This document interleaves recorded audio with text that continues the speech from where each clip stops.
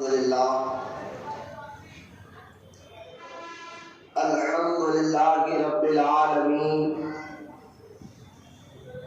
والصلاة والسلام علی سید المرسلین وعلی آلہ واصحابہ اجمعین اما بعد وقال اللہ تعالی فی القرآن المجید فأعوذ بالله من الشیطان الرجیم بسم اللہ الرحمن الرحیم. باہر بیٹھ کے پوچھنا، مسجد کے باہر جاؤ، پوچھ کے اندر آؤ.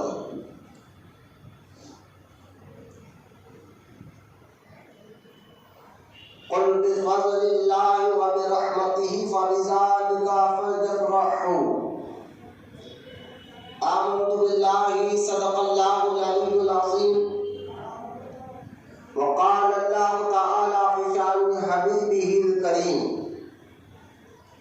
ان اللہ وملائکتہ یصلون علی النبی یا ایھا الذین آمنوا صلوا علیہ وسلموا تسلیما. اللہم صلی علی سیدنا ومولانا محمد معدن الجود والکرم وعلی آلہ وبارک وسلم. صلاۃ و سلام علیک یا سیدی یا حبیبی یا رسول اللہ صلی اللہ تعالی علیہ وسلم. اما بعد، ہر تعریف اور بڑائی صرف اللہ تعالی کے لیے ہے جو سارے جہان کا مالک ہے، مختار ہے اور جو سارے جہان کا پالنہار ہے. میں اس بات کی گواہی دیتا ہوں کہ اللہ تعالیٰ کے سوا کوئی عبادت کے لائق نہیں، وہ ایک ہے، اس کا کوئی ساتھی اور شریک نہیں. اور میں اس بات کی بھی گواہی دیتا ہوں کہ آپ کے ہمارے پیارے آقا اور مولا حضور پر نور، رحمت عالم، نور مجسم حضرت سیدنا محمد مصطفیٰ احمد مجتبی صلی اللہ تعالی علیہ وآلہ وصحبہ وسلم اللہ تعالی کے آخری رسول اور اس کے برگزیدہ بندے ہیں. اللہ تعالی حضور اکرم نور مجسم رحمت عالم صلی اللہ تعالی علیہ وآلہ وصحبہ وسلم پر اہل بیت، صحابہ اکرام، تابعین اور تبع تابعین، اولیاء محمد پر قیامت تک بکثرت رحمتیں اور برکتیں نازل فرماتا رہے. سب ملتا محبت کے ساتھ ایک بار درود پاک پڑھی. اللہم صلی علی سیدنا و مولانا محمد معدن الجود والکرم وعلی آلہ وبارک وسلم. صلاۃ و سلام علیک یا رسول اللہ صلی اللہ تعالی علیہ وآلہ وصحبہ وسلم. اما بعد، معزز سامعین، نوجوان ساتھیوں، بزرگوں، السلام علیکم ورحمۃ اللہ وبرکاتہ. وعلیکم السلام ورحمۃ اللہ وبرکاتہ. سب سے پہلے تو آپ تمام کو دل کی گہرائیوں کے ساتھ سرور کائنات، دونوں جہاں کے مالک و مختار حضور پر نور رحمت للعالمین حضور سیدنا محمد مصطفیٰ احمد مجتبی صلی اللہ تعالی علیہ وآلہ وصحبہ وسلم کی ولادت پاک کا یہ مبارک مہینہ، جس کو ہم میلاد کا مہینہ کہتے ہیں، میلاد النبی کا مہینہ کہتے ہیں، دل کی گہرائیوں کے ساتھ اس کی مبارکباد پیش کرتا ہوں اور دعا کرتا ہوں کہ اللہ تعالیٰ اس مبارک مہینے بالخصوص حضور کی ولادت پاک کے صدقے میں آج اس دور حاضر میں جتنے مسلمان پریشان حال ہیں اور جو خصوصاً حیدرآباد دکن ولادت پاک کے صدقے میں سب کی مشکلوں کو ختم فرمائے. آمین یا رسول. خبر اس کے کہ میں آپ کو اس متعلق آج کچھ اہم باتیں بتاؤں گی. اپنا موضوع اپنا ٹاپک کیا بتانے سے پہلے عادت ہے کہ پہلے درود کی فضیلت آپ کو سناتا چلوں تاکہ آپ کے اندر درود پڑھنے کا شوق اور جذبہ پیدا ہو اور درود پڑھنے کی بے شمار فضائل اور برکات احادیث مبارکہ میں موجود ہیں. آج جو حدیث میں آپ کو سنانے جا رہا ہوں درود پر یہ حدیث پاک جامع ترمذی امام ترمذی کی بڑی مشہور اور معروف کتاب حدیث کی جس کو ہم ترمذی شریف کہتے ہیں.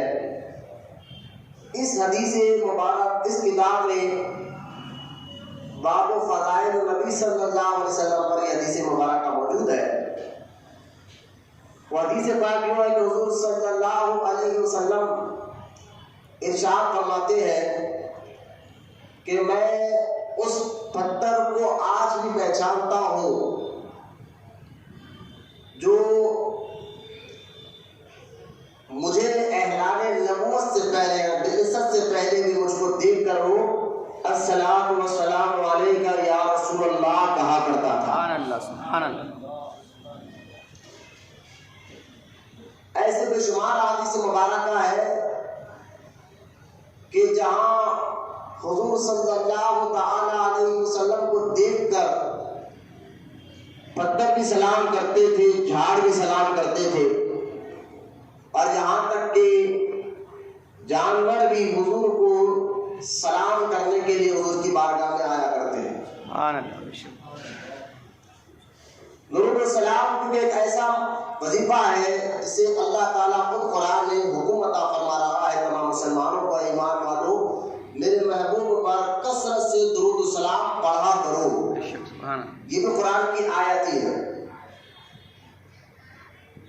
تو لہذا بے شمار واقعات جو ہے موجود ہے پتھروں کے سلام کرنے کے اور جانوروں کے سلام کرنے عرض کرنے کے لیے حضور کی بارگاہ میں آنا. ہمیں بھی چاہیے کہ حضور صلی اللہ تعالی علیہ وسلم کی محبت اور عقیدت میں کیونکہ حضور سے محبت اور عقیدت رکھنا ہر مسلمان پر نماز سے زیادہ فرض ہے. یہ بھی ذہن میں رکھ لیں یہ مسئلہ. حضور کی محبت جو قرآن کی آیات اور احادیث پاک سے ثابت ہے جہاں قرآن نماز روزہ حج زکوٰۃ کے بارے میں بتاتا ہے اور قرآن حضور صلی اللہ علیہ وسلم کی محبت کا بھی ذکر فرماتا ہے. بے شک سبحان. اور اس سے محبت کرنے کا بھی اللہ تعالیٰ حکم عطا فرماتا ہے. حضور علیہ السلام کی محبت کے بغیر ایمان مکمل نہیں ہو سکتا. یہ بھی حدیث پاک صحیح مسلم میں موجود ہے. امام مسلم نے اس حدیث پاک کو نقل فرمایا ہے. نزلۃ المجالس میں نزلۃ المجالس مشہور معروف کتاب کا نام ہے نزلۃ المجالس. اس کو ایک بہت بڑے بزرگ نے آج سے 800 سال پہلے لکھا ہے.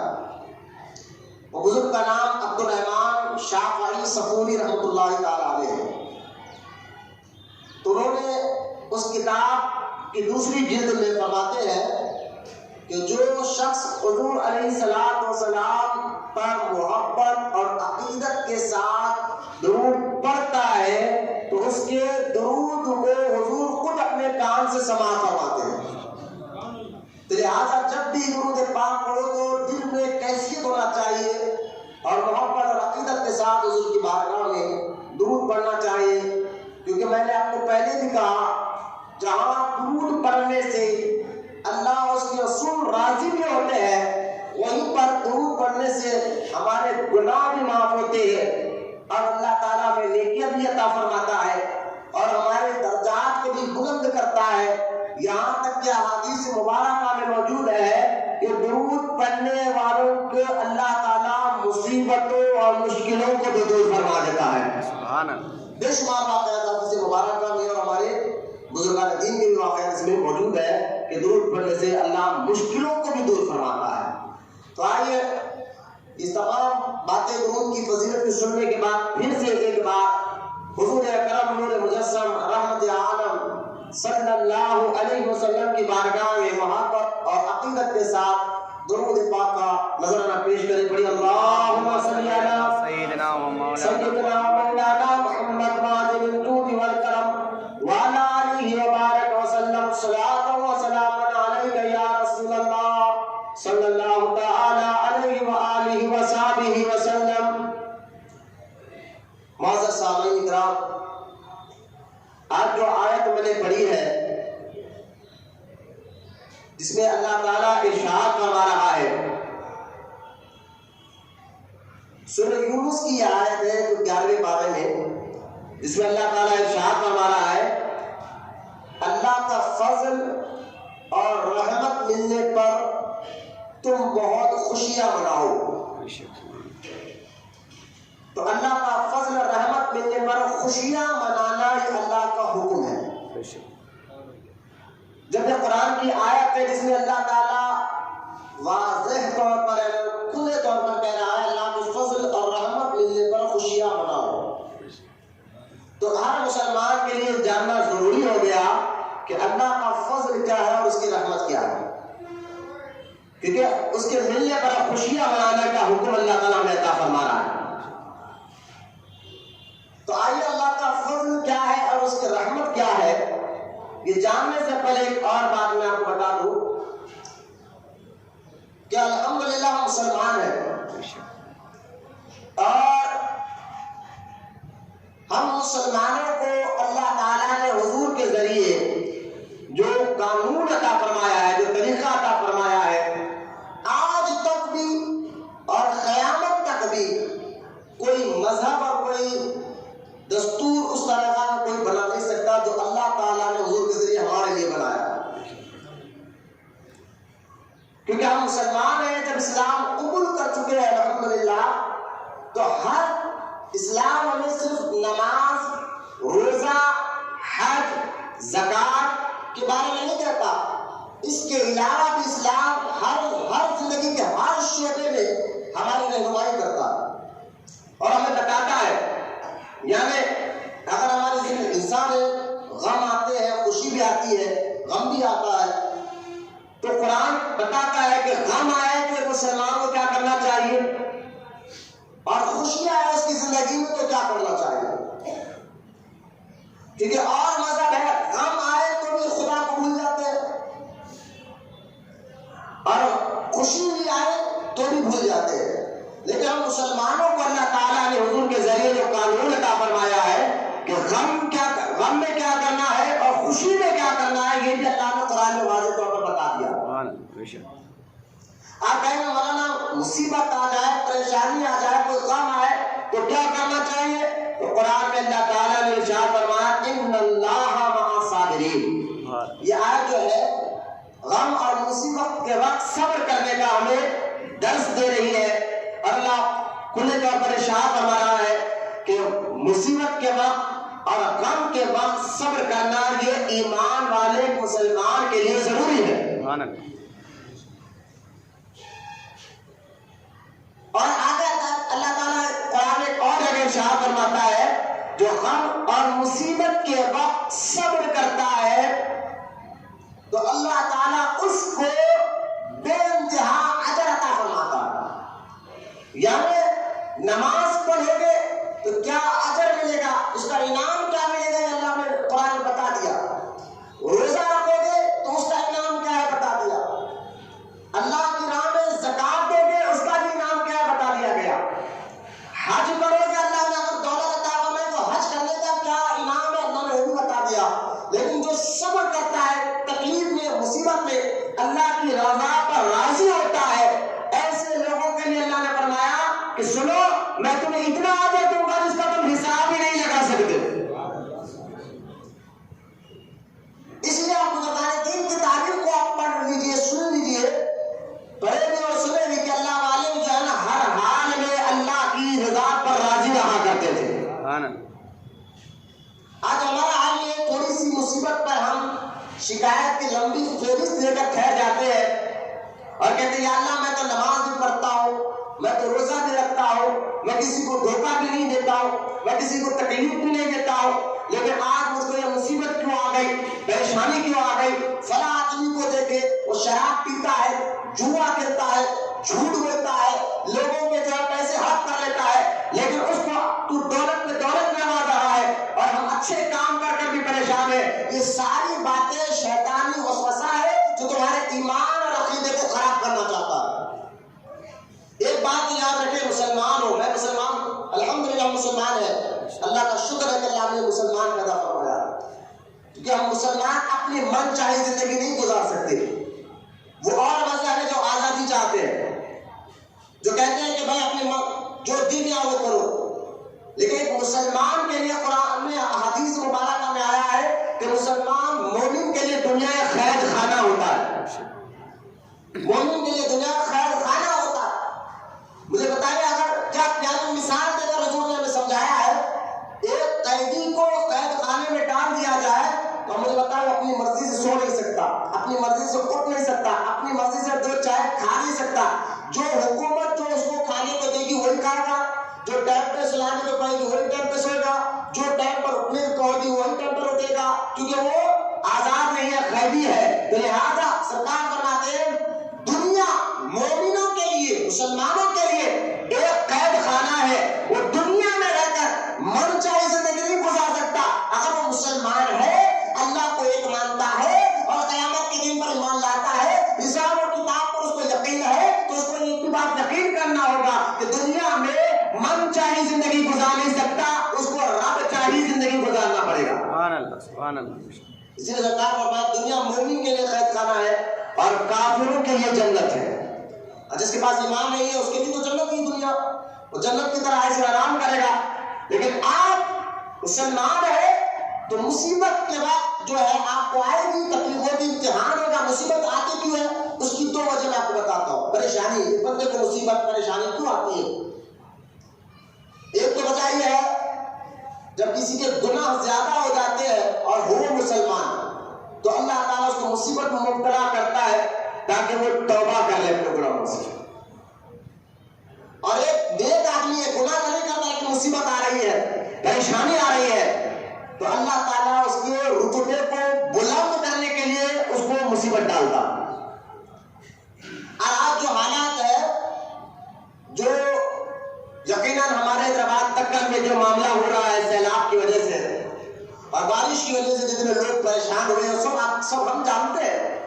اللہ کا شکر ہم ایسی جگہ موجود ہے جہاں ہمیں پانی نہیں، لیکن جو مسلمان پریشان ہے پانی کی وجہ سے، جن کے گھروں میں آج بھی پانی خالی نہیں کیا گیا ہے، جو کھانے کے لیے تڑپ رہے ہیں، کیونکہ ہم مسلمان ہیں۔ حدیث میں ایک اور حدیث میں سرکار نے ارشاد فرمایا کہ مسلمان ایک جسم کی طرح ہوتا ہے، مسلمان ایک جسم کی طرح ہوتا ہے، جسم میں کہیں بھی مار لگو تکلیف تو پورے جسم کو ہوتی ہے، تو مسلمان کو کہیں بھی تکلیف ہو تو سارے مسلمانوں کو تکلیف ہونا یہ ایمان کا تقاضا بھی ہے، اور یہ ایمان کی کیفیت کا نام بھی مسلمان۔ لیکن جو حالات ہو رہے ہیں کیوں ہوتے، وجہ کیا ہے، اس پر بھی غور کرنا چاہیے۔ میں ان کی غربت کا معاذ اللہ مذاق نہیں بنا رہا ہوں، تھوڑا ایک میسج آپ کو دینا چاہتا ہوں جو ایک ممبر پر ایک عالم کی ذمہ داری ہوتی ہے۔ ایک بات آپ کو سمجھانا چاہتا ہوں، اور یہ صرف ان کے لیے نہیں، ہم سب کے لیے یہ بات ہے۔ میسج کیا ہے جو آپ کو سمجھانا چاہتا ہوں؟ میسج یہ ہے، آپ کو بتانا سمجھانے کا مقصد یہ ہے کہ جب بندہ جہاں جس علاقے میں آپ تاریخ پڑھ کر دیکھیں، قرآن میں آیا ہے کئی قوموں پر تباہ بربادی آئی ہے۔ کیوں آئی ہے؟ کہ جب وہ قوم اللہ اور اس کے رسول کو بھول کر شراب میں، نشہ میں زندگی گزارنے والے بن جاتے ہیں، جھوٹ، سود خوری میں، زنا، شراب خوری میں اور ایسے گندے کاموں میں جس کا دن بھی گزرتا ہو، رات بھی گزرتا ہو، اور وہ مسلمان پھر وہ اللہ کی بھی نافرمانی کرے، رسول کی بھی نافرمانی کرے، تو اللہ تعالیٰ، کیونکہ یہ امت قیامت تک رہنے والی ہے، پہلے ان کے لوگ بھی ایسے کام کرتے تھے تو اللہ تعالیٰ فرشتوں کے ذریعے عذاب بھیج کر اس قوم کو مٹا دیتا اور دوسری قوم کو پیدا کرتا تھا۔ لیکن یہ نبی، ہمارے نبی آخری نبی ہے اور یہ امت آخری امت ہے۔ اب قیامت تک کوئی اور نبی آنے والا نہیں ہے، کوئی اور امت آنے والی نہیں ہے، لیکن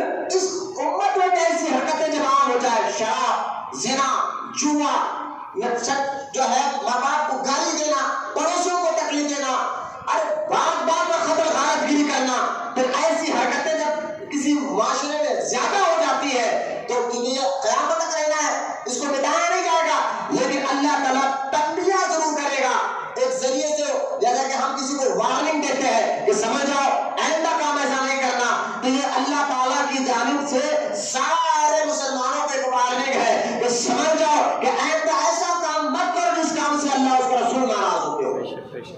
یعنی ہمارے گناہوں کی وجہ سے بھی یہ مصیبتیں آتی ہے۔ میں آپ کو سیدھی سادے الفاظ میں یہ سمجھانا چاہتا ہوں، بیٹا فون سوئچ آف کر لو یا سائلنٹ پہ کر لو، مزید تو لہٰذا یہ ساری باتیں کو سمجھانے کا مقصد یہی ہے کہ جو مصیبت آتی ہے ایک گناہوں کی وجہ سے بھی آتی ہے، اللہ اور اس کے رسول کی نافرمانی کے کرنے کی وجہ سے بھی آتی ہے، اور اگر بندہ اللہ اس کے رسول کا فرما بردار ہو تو مصیبت اس کو آتی ہے، اگر آ بھی گئی تو اللہ اس کو صبر کی توفیق بھی دیتا ہے، پھر اس کا دل اطمینان میں رہتا ہے۔ دیکھیں حضرت سیدنا نوح علیہ السلام کا ذکر قرآن پاک میں موجود ہے۔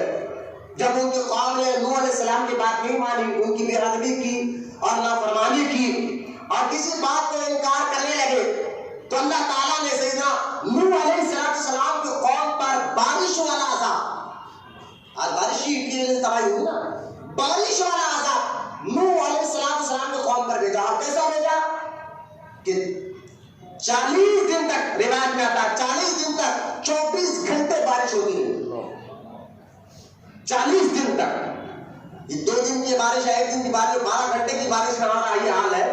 لیکن جب اللہ کا عذاب آیا اس قوم پر، کیوں آیا؟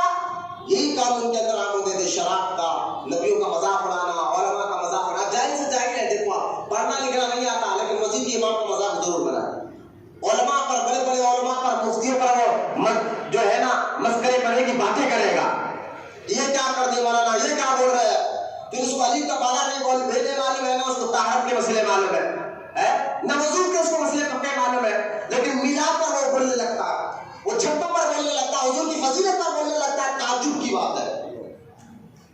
لیکن جب نبی کی نافرمانی زیادہ ہوئی نوح علیہ السلام کے دور میں، نبی کا مذاق بنایا گیا اور سوار عورتوں کی عزت کے ساتھ شراب، اس طرح کی ساری گندے قانون گھنونے کام ہوئے، اللہ نے حکم دیا نوح اب تم کشتی بنا لو، میں ایسا عذاب بھیجوں گا تو تمہاری کشتی میں سوار ہو گے وہی محفوظ رہے گا، آخر سب مر جائیں گے۔ جب نوح علیہ السلام کشتی بنا رہے تھے اور کشتی میں بھی آپ دیکھیں، آپ حضرت سیدنا نوح علیہ السلام کے دور مبارک میں جب کشتی بنے تب بھی لوگوں نے آ کر ان کا مذاق بنایا تھا، ایک دن کشتی بنا رہے ہیں، یہ کیا چیز ہے؟ لیکن ایک بوڑھی عورت تھی نوح علیہ السلام کے دور میں، وہ عورت کہتی حضور مجھے معلوم ہوا کہ اللہ کا عذاب آنے والا ہے، جب آپ کشتی میں سوار ہو مجھے بھی یاد کر لیں، میں آپ کی ماننے والی ہوں، میں تو مسلمان ہوں، آپ کا کلمہ پڑھنے والی ہوں۔ نوح علیہ السلام نے وعدہ کیا، بڑی بھی صبر رکھنا، میں ضرور تجھے اپنے ساتھ کشتی میں بٹھاؤں گا۔ اس کے بعد اللہ کا عذاب آیا 40 دن تک، دن میں بارش، رات میں بارش، اور زمین کے اندر سے پانی نکلنے لگا، اور اتنی بارش آئی کہ پورے قرآن کہہ رہا ہے، یہ میں نے کہا ہاں یہ قصہ کہانی لے کے سنی نا، یہ اللہ کے گھر میں آپ بیٹھے ہوئے کوئی قصہ کہانی نہیں ہے، مسلمان الحمدللہ، یہ سارے بات کی قرآن کی ہر آیت پر ایمان اور یقین رکھنا مسلمان کے لیے ضروری ہے۔ آپ بولیں گے اکثر 40 دن تک کیسے ہوئی؟ میں نے کہا قرآن کہہ رہا، یہ کسی بندے کے کہانی میں کسی مفتی کا فتویٰ آپ کو سنا رہا ہوں، آپ سورہ نوح پڑھ کر دیکھ لیں، نوح علیہ السلام کا قرآن پاک میں موجود ہے۔ ہاں 40 دن تک لگاتار بارش ہوئی، بتا کیا کی بارش ہونے کی کہ وہ قوم جو ہے بہت زیادہ بدکاری میں اور نبی کو گالیاں دینے میں اور گستاخی میں وقت گزار رہی تھی، تو لہٰذا جب گناہ زیادہ ہوتے ہیں تو جو بارش کی وجہ سے بھی جو اللہ تنبیہ ہمیں کر رہا ہے کہ ایسا نہ ہو، ابھی بھی وقت ہے، کل ان کی باری کی آج ہماری باری نہ ہو جائے، لہٰذا ہمیں توبہ کرنا چاہیے۔ حضرت نوح علیہ السلام کے قوم تو ساری تباہ برباد ہو گئی، لیکن وہی بوڑھی عورت جس کو نوح علیہ السلام نے وعدہ کیا تھا کہ میں تجھے ساتھ دوں گا، وہ آپ بھول گئے اس کو، اور جب طوفان ختم ہوا، طوفان ختم ہونے کے بعد 40 یا 50 دن کے بعد طوفان ختم ہوا، سارے قوم مر گئے، جو کشتی میں 72 لوگ تھے انسان وہی زندہ رہے، باقی پوری دنیا، یہ قرآن میں آیا، پوری دنیا میں پانی، اور کعبۃ اللہ کو اللہ تعالیٰ نے آسمان پہ اٹھا لیا تھا، یہ ظاہر رکھ لیا، پوری دنیا میں پانی آیا۔ پھر حضرت نوح السلام کو بڑی تکلیف ہوئی کہ میں نے تو بوڑھی ماں سے تو وعدہ کیا تھا میں نے کہ میں اپنی کشتی میں تو میں سوار کر لوں گا. آپ کو بڑی تکلیف ہوئی، لیکن جب پانی ختم ہوا تو آپ اس بوڑھی کے گھر کی طرف گئے تو دیکھا کہ اس کی وہ جھوپڑی سلامت ہے. آپ پریشان ہو گئے. اب جھوپڑی کا دروازہ کھلا تو بوڑھی ماں نماز کی حالت میں تھی. نماز کی حالت میں تھی. حضرت نوح علیہ السلام کو وہ دیکھ کر کہنے لگی اے اللہ کے نبی، شاید آپ مجھے بلانے کے لیے آ گئے، اب چلنا چاہیے، اب کشتی میں بیٹھنے کا وقت آ گیا ہے، شاید اللہ کے عذاب کا وقت آ گیا ہے، اب مجھے کشتی میں آپ بٹھا لیجیے. حضرت نوح علیہ السلام نے کہا بڑی بھی طوفان آیا بھی اور گیا بھی، تجھے کسی چیز کا خبر نہیں ہے. وہ کہتی تھی اے اللہ کے نبی میں تو یہاں نماز میں مصروف ہوں. سبحان اللہ سبحان اللہ سبحان اللہ. یہ ہوتا ہے حالات. اگر بندہ اللہ اس کے رسول کی رضا پر راضی ہوتا ہے، مصیبت تکلیف میں صبر کر کر حرام ناجائز کام نہ کرے، اللہ کی رضا پر راضی رہتے ہوئے حلال روٹی کماتے ہوئے کسی کو تکلیف دہ تو زندگی گزارے تو حالات کچھ بھی ہو اللہ اس کا پر کرم ضرور فرماتا ہے. تو سارا جو قوم یہ ہوئی ہے تباہی کر رہے، اللہ ان کو ہمت دے، ان کو صبر عطا فرمائے اور ان کو شکایتوں سے محفوظ رکھے، اور اللہ ان کو گناہوں کو بھی معاف فرمائے، اور ان کو دیکھ کر ہمیں بھی اللہ تعالیٰ عبرت کی توفیق عطا فرمائے، ہمیں بھی اللہ تعالیٰ سمجھ کی توفیق عطا فرمائے. اللہ تعالیٰ ہمیں بھی اپنے گناہوں سے توبہ کرنے والا بنائے اور تیری رضا پر راضی رہنے والی زندگی ہمیں عطا فرمائے. خیر اس بات بہت دور نکل کے میں آپ کو سمجھانا ہی چاہ رہا تھا کہ ہم مسلمان اپنی من چاہے زندگی نہیں گزار سکتے. اللہ ہم جب قرآن پڑھے ہیں، اسلام قبول کر چکے ہیں، تو اب ہمیں مصیبت بھی آئے گی، خوشی بھی آئے گی. تو ہمیں بتایا گیا اسلام میں کہ مصیبت آئے تو کیا کرنا چاہیے اور خوشی آئے تو کیا کرنا چاہیے. مصیبت کے وقت صبر کرنا چاہیے. صبر کرنا کیا کرنا چاہیے؟ یہ قرآن کہہ رہا ہے. اور میں نے بتایا کہ اور آیت میں اللہ تعالیٰ قرآن میں کہتا ہے کہ جو صبر کرتا ہے اللہ اس کو بے انتہا اجر عطا فرماتا ہے. ایک تو مصیبت کے صبر کرنا، اور دوسرا خوشی آئے تو کیا کرے؟ تو خوشی آئے تو کیا کرنا چاہیے؟ تو قرآن کہتا ہے خوشی آؤ، جب بھی اللہ تعالیٰ تمہیں کوئی نعمت عطا فرمائے، کچھ خوشی عطا فرمائے، تو اللہ تعالیٰ قرآن میں کہتا ہے فَاذْكُرُونِي أَذْكُرْكُمْ وَاشْكُرُونِي وَلَا تَكْفُرُونَ. تم مجھے یاد کرو، میں تمہیں یاد کروں گا، اور میرا شکر ادا کرتے رہو. سبحان اللہ سبحان اللہ. یعنی خوشی کے وقت بھی اللہ کو یاد رکھنا ہے. وہ کیسا؟ اللہ کا شکر ادا کرنا ہے. اللہ تیرا کرم ہے، حضور کے صدقے میں تو نے ہمیں ایسی نعمت عطا فرمائی ہے. اور پھر اللہ تعالیٰ اور آگے قرآن پاک میں اور جگہ ارشاد فرماتا ہے جب بندے کو خوشی آتی ہے اور وہ بندہ اللہ تعالیٰ کا شکر ادا کرتا ہے تو اللہ قرآن میں اللہ وعدہ کر رہا ہے کہ میں وعدہ کرتا ہوں اس کی نعمتوں میں اور زیادہ اضافہ کر دوں گا. یعنی خوشی پر اللہ کا شکر ادا کرنے پر اللہ اس کو اور زیادہ نعمتیں عطا فرماتا ہے، اور زیادہ اس کو خوشی عطا فرماتا ہے. اسی واقعہ تفسیر نعیمی میں آیا ہے کہ موسیٰ علیہ السلام اللہ تعالیٰ کی بارگاہ میں جا رہے تھے، اللہ سے بات کرتے تھے. یہ سب مان میں آپ کو کہ موسیٰ کلیم اللہ ہے، قرآن میں موجود ہے. تو لہٰذا کہ وہ اللہ سے بات کرتے تھے تو وہ طور پر جا کے بات کرتے تھے. ایک غریب آدمی وہ کہتا ہے موسیٰ علیہ السلام سے موسیٰ میں آپ کا ماننے والا ہوں، مسلمان ہوں، کلمہ پڑھتا ہوں، اللہ کو ایک مانتا ہوں. اب اللہ سے بات کرنے کے لیے جا رہے ہیں تو مجھ سے ایک میری التجا اللہ تک پہنچا دیجیے. موسیٰ علیہ السلام نے کہا بتا کیا بات ہے؟ کہا کہ میری التجا یہ ہے کہ ہم کئی دن تک ہم میاں بیوی دونوں گھر میں رہتے ہیں اور اولاد تو ہمیں ہے نہیں، اور کئی دن تک ہم بھوک اور پیاس برداشت کرنا پڑتا ہے. ایک جوڑا ہمارے پاس ہے، جب میں جوڑا پہن کر باہر جاتا ہوں تو دروازہ لگا کر، لیکن کئی دن مجھے کام نہیں ملتا، جس دن کام نہیں ملتا میں صبر کرتا ہوں اور کچھ شکوا نہیں کرتا ہوں، تو لہٰذا یہ صبر کر لیتا ہوں اور پھر آ جاتا ہوں گھر تو کئی دن تک بھوک پیاس میں برداشت کرنا پڑتا ہے. لہٰذا اللہ تعالیٰ سے کہو کہ جو میری تقدیر میں جتنا رزق لکھا ہوا ہے وہ ایک ہی دم میں اللہ مجھے عطا کر دے، ایک ہی وقت میں عطا کر دے، کیونکہ اللہ ہر چیز پر قادر ہے، وہ کر سکتا ہے ایسا. تو موسیٰ علیہ السلام نے کہا ٹھیک ہے میں تیری یہ بات اللہ تک ضرور پہنچاؤں. اب گئے موسیٰ علیہ السلام اللہ سے ہم کلام ہونے کے لیے اور یہ بات رکھ دی. اللہ تو سب جانتا ہے بندوں کا حال، کیونکہ اس نے میرے ذریعے سے تم پر یہ بات پہنچائی ہے اور سارے غریب یہ بات پہنچا دی. تو اللہ تعالیٰ نے کہا موسیٰ ٹھیک ہے اس کو کہو کل ہم صبح اس کے گھر میں اس کا ساری زندگی بھر کا جو راشن ہے جو اس کی تقدیر میں لکھا ہوا ایک ہی وقت میں ہم دے دیں گے. ایک ہی وقت میں ہم لے دیں گے. موسیٰ علیہ السلام آئے، اس غریب کو کہہ دیا کہ اب ایک وقت میں سارا راشن آ جائے گا تیرے گھر پہ. آپ نیچے آ گئے، کیونکہ جنگل میں رہتا تھا پہاڑی علاقے میں.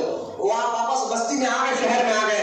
دوسرے دن اس غریب آدمی نے دروازہ کھولا تو گھر کے باہر اتنا زیادہ سامان تھا، رزق تھا، پھل تھے، فروٹ تھے. سمجھانے کے لیے کہہ رہا ہوں، وہ بندہ وہ سارا چاول وغیرہ جو بھی جو رکھا تھا، کہا ہم 2 آدمی ہیں، اتنا زیادہ راشن ہے، رزق ہے، تو ہم اکیلے کیسے کھا سکے؟ ایک کام کرو. اپنی بیوی سے کہنے لگا تم پکوان کرو، میں شہر میں جاؤں گا اور جتنے غریب بیوہ یتیم لوگ ان کو بلاؤں گا، ہم ان کی طرف ان کی دعوت کریں گے. سبحان اللہ سبحان اللہ. وہ گیا، جا کے سب کو ملایا گیا، سارے غریب لوگ آئے، سب کی دعوت کر دیا. انہیں کی وقت میں اس نے سارا راشن ختم کر دیا، سارا راشن ختم کر دیا. اور ختم کر کے سارے مہمان جانے کے بعد وہ دعا کرنے لگے، اللہ تیرا شکر ہے، سبحان اللہ. مولا تیرا شکر ہے. کیونکہ اللہ نے وعدہ کیا ہے نا، جو میرا شکر ادا کرتے میں اور عطا کرتا ہوں. خوشی کے وقت ہم تو کیا کرتے ہیں، بچے کی خوشیوں کا مناتے رہے، برتھ ڈے منا رہے، ٹھیک ہے.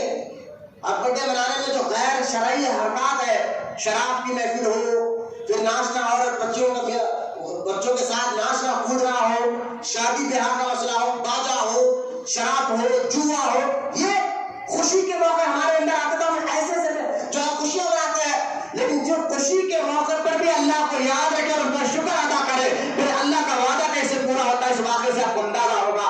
دوسرے دن اللہ نے پھر سے رزق اس کے پاس بھیجا. سبحان اللہ.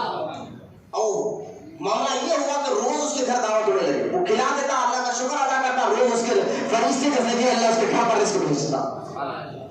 موسیٰ علیہ السلام کو جب معلوم ہوا تو موسیٰ علیہ السلام اللہ کی بارگاہ میں پہنچتے کہتے ہیں، یا اللہ تو نے تو کہا اس کی ساری زندگی کا رزق ایک ہی ٹائم میں ہم نے دے دیا ہے، لیکن اب تو روز فرشتے کے ذریعے اس کے گھر پہ رزق بھیجتا ہے، بتا اس کا راز اور حکمت کیا ہے؟ تو اللہ تعالیٰ کہتا ہے، موسیٰ اس بندے نے ہم سے تجارت شروع کر دی. جب بھی ہم اس کو رزق دیتے ہیں ہمارا شکر ادا کرتا ہے، اور ہمارا وعدہ ہے جو ہمارا شکر ادا کرتا ہے ہم اس کی نعمتوں میں اور زیادہ اضافہ کر دیتے ہیں.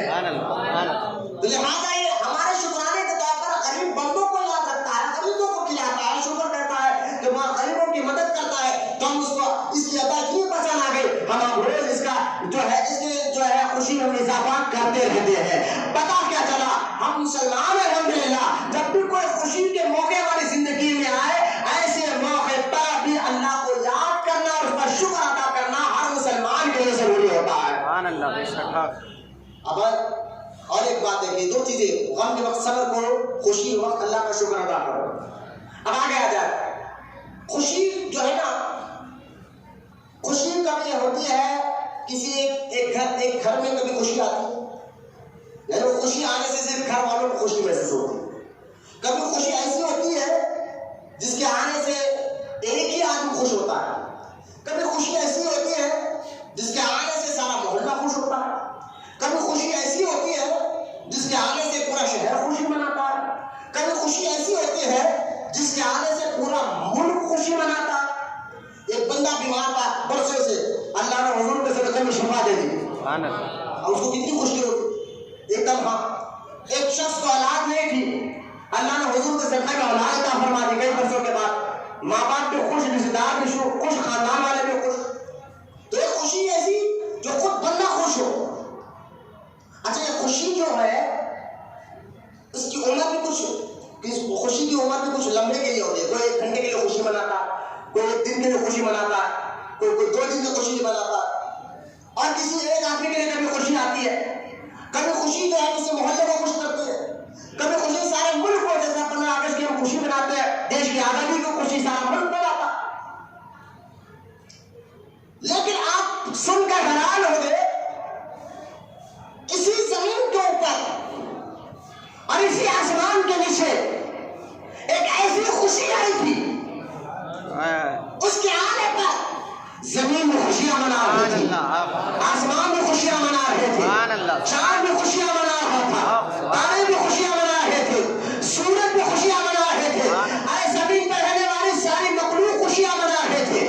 پہاڑ خوشیاں منا رہا تھا، جھاڑ خوشیاں منا رہا تھا، سمندر میں رہنے والی مچھلیاں خوشیاں منا رہے تھے، جنگل میں رہنے والے جانور خوشیاں منا رہے تھے، آسمان میں اڑنے والے پرندے خوشیاں منا رہے تھے. مشرق میں خوشی منا رہا تھا، مغرب میں خوشی منا رہا تھا،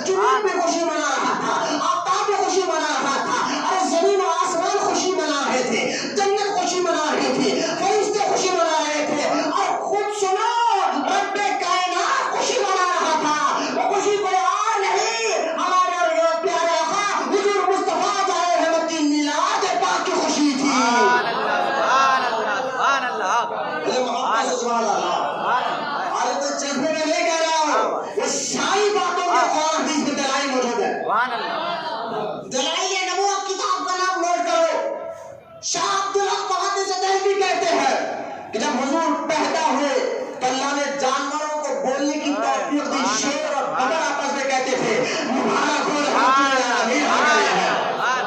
سبحان اللہ، حضور پیدا ہوئے کعبۃ اللہ جھک کر اور بتوں سے آواز آ رہی تھی، پتھروں سے آواز آ رہی تھی، مبارک ہو ساری کائنات کا خیر مولا آ گیا۔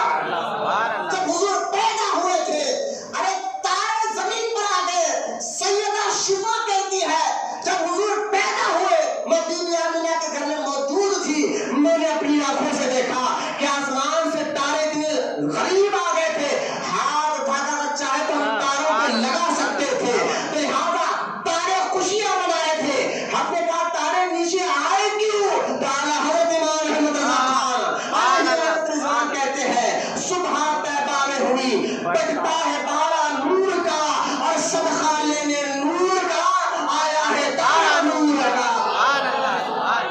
سبحان اللہ، ساری کائنات خوشیاں منا رہی تھی۔ کوئی یہ ڈھکی چکی بات ہے، کوئی سنی عالم جذبے میں یہ بات نہیں کہہ رہا ہے، یہ ہے موجود قرآن حدیث پاک میں، تبھی تو آپ کو بتایا جا رہا ہے، تبھی تو آپ کے سامنے میں رکھ رہا ہوں۔ سارے دلائل انشاءاللہ میں بتاؤں گا، لیکن میرا ایک موضوع آج کا جو ٹاپک ہے وہ آج آپ کو میلاد کے ثبوت پر دینا ہے۔ سبحان اللہ، آج جو بہت زیادہ یہ معاملہ گشت کرتا ہے، گلی گلی نگر نگر وہابی بدعقیدہ مولیا جیسے لوگ جو ہے اس طرح کی حرکت اتنا عام کر رہے ہیں کہ آج حضور صلی اللہ تعالیٰ علیہ وسلم کی میلاد پاک کی خوشی کو منانا ان کے نزدیک حرام یا تو شرک ہے یا تو بدعت ہے۔ لو اس طرح کے فتوے دی جا رہے ہیں اور اس طرح کی باتیں کر کر کہ حضور کی میلاد کرنا، بڈے منانا، یہ کہاں سے ثابت ہے؟ اس طرح کی باتیں کر کر نوجوان نسلوں کو آج کے دور میں بھٹکایا جا رہا ہے۔ تو آئیے میں آپ کو سب سے پہلے قرآن کے پاس لے کر چلتا ہوں، بولے سبحان اللہ،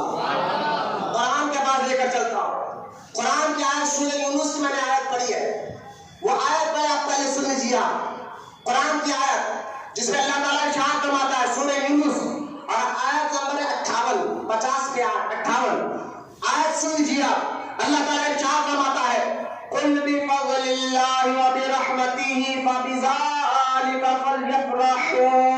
سبحان اللہ، اس میں اللہ تعالیٰ ارشاد فرماتا ہے اے محبوب، قل اے محبوب آپ فرما دیجئے، توجہ سے سننا، یہ آج آپ کے ذہنوں میں بھٹکا جاتا کون کا میلاد کرنا، کون کا صحابہ نے منایا ہے، اس طرح کی بکواس کرنے سے جو لوگ کرتے ہیں ہم سنتے ہیں، انہیں تعجب ہے، وہ نبی کے خلاف بول رہا ہے، حضور کے خلاف اس طرح کی باتیں کر رہا ہے اور اپنے آپ کو کلمہ پڑھنے والا کہہ رہا ہے، جو اپنے آپ کو کلمہ پڑھنے والا کہہ رہا اور نبی کے میراث سے چڑے اور مسلمان کیسے ہو سکتا مجھے آج تک سمجھ میں نہیں آیا۔ جو مسئلے 1400 سال سے چلتے آ رہے آج کے دور میں شرک کیسے ہو جاتا ہے مجھے آپ بتائیں، کہ کس طرح کے لوگ آگے گئے ہمارے دور میں، جو 1400 سال سے مسلمان کرتے ہوئے جو کام آ رہے ہیں آج کے دور میں شرک ہو جائے۔ یہ کون سے مسلمان ہے بھائی جو اپنے آپ کو مسلمان کہہ رہے ہیں، کلمہ پڑھنے والا کہہ رہا ہے، نماز پڑھنے والا کہہ رہے ہیں، اور نبی کی میلاد پر ان کا چہرہ ایسا بگڑتا ہے جیسا دشمن کا ذکر ان کے سامنے کر دیا، معاذ اللہ۔ لیکن میں اس طرف لے جانے سے پہلے یہ آیت پر آپ غور کریں، اللہ قرآن میں فرماتا قل اے محبوب آپ کہیے، کیا کہیے؟ لوگوں سے آپ کہیے اللہ کے فضل اور اس کی رحمت ملنے پر خوشیاں مناؤ۔ سبحان اللہ، بولے محبت سے سبحان اللہ۔ اللہ کا فضل اور اس کی رحمت ملنے کے لیے خوشیاں مناؤ، اللہ کا کلام ہے۔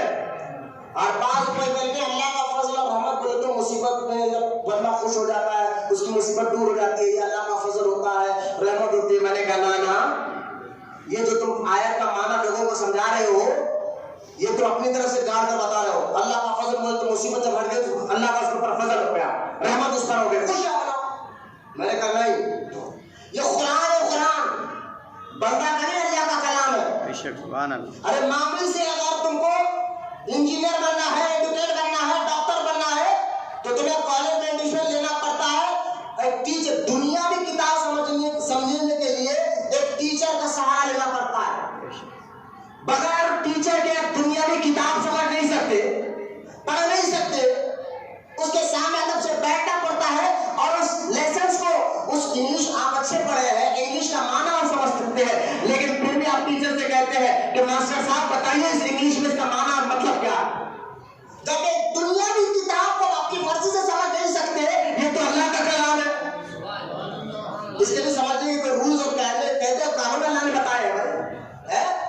دیکھو قرآن عربی میں اترا، صحابہ کرام بھی، صحابہ کی زبان میں قرآن اترا، عربی میں اترا ہے. صحابہ مانے جانتے تھے عربی کے، بھائی پیدائشی زبان تو ان کی عربی تھی نا. اب ہماری زبان اللہ کی زبان میں پیدائشی، تو ہم اپنی زبان میں کوئی بات کریں تو ہم کسی باتوں کو سمجھ جاتے ہیں.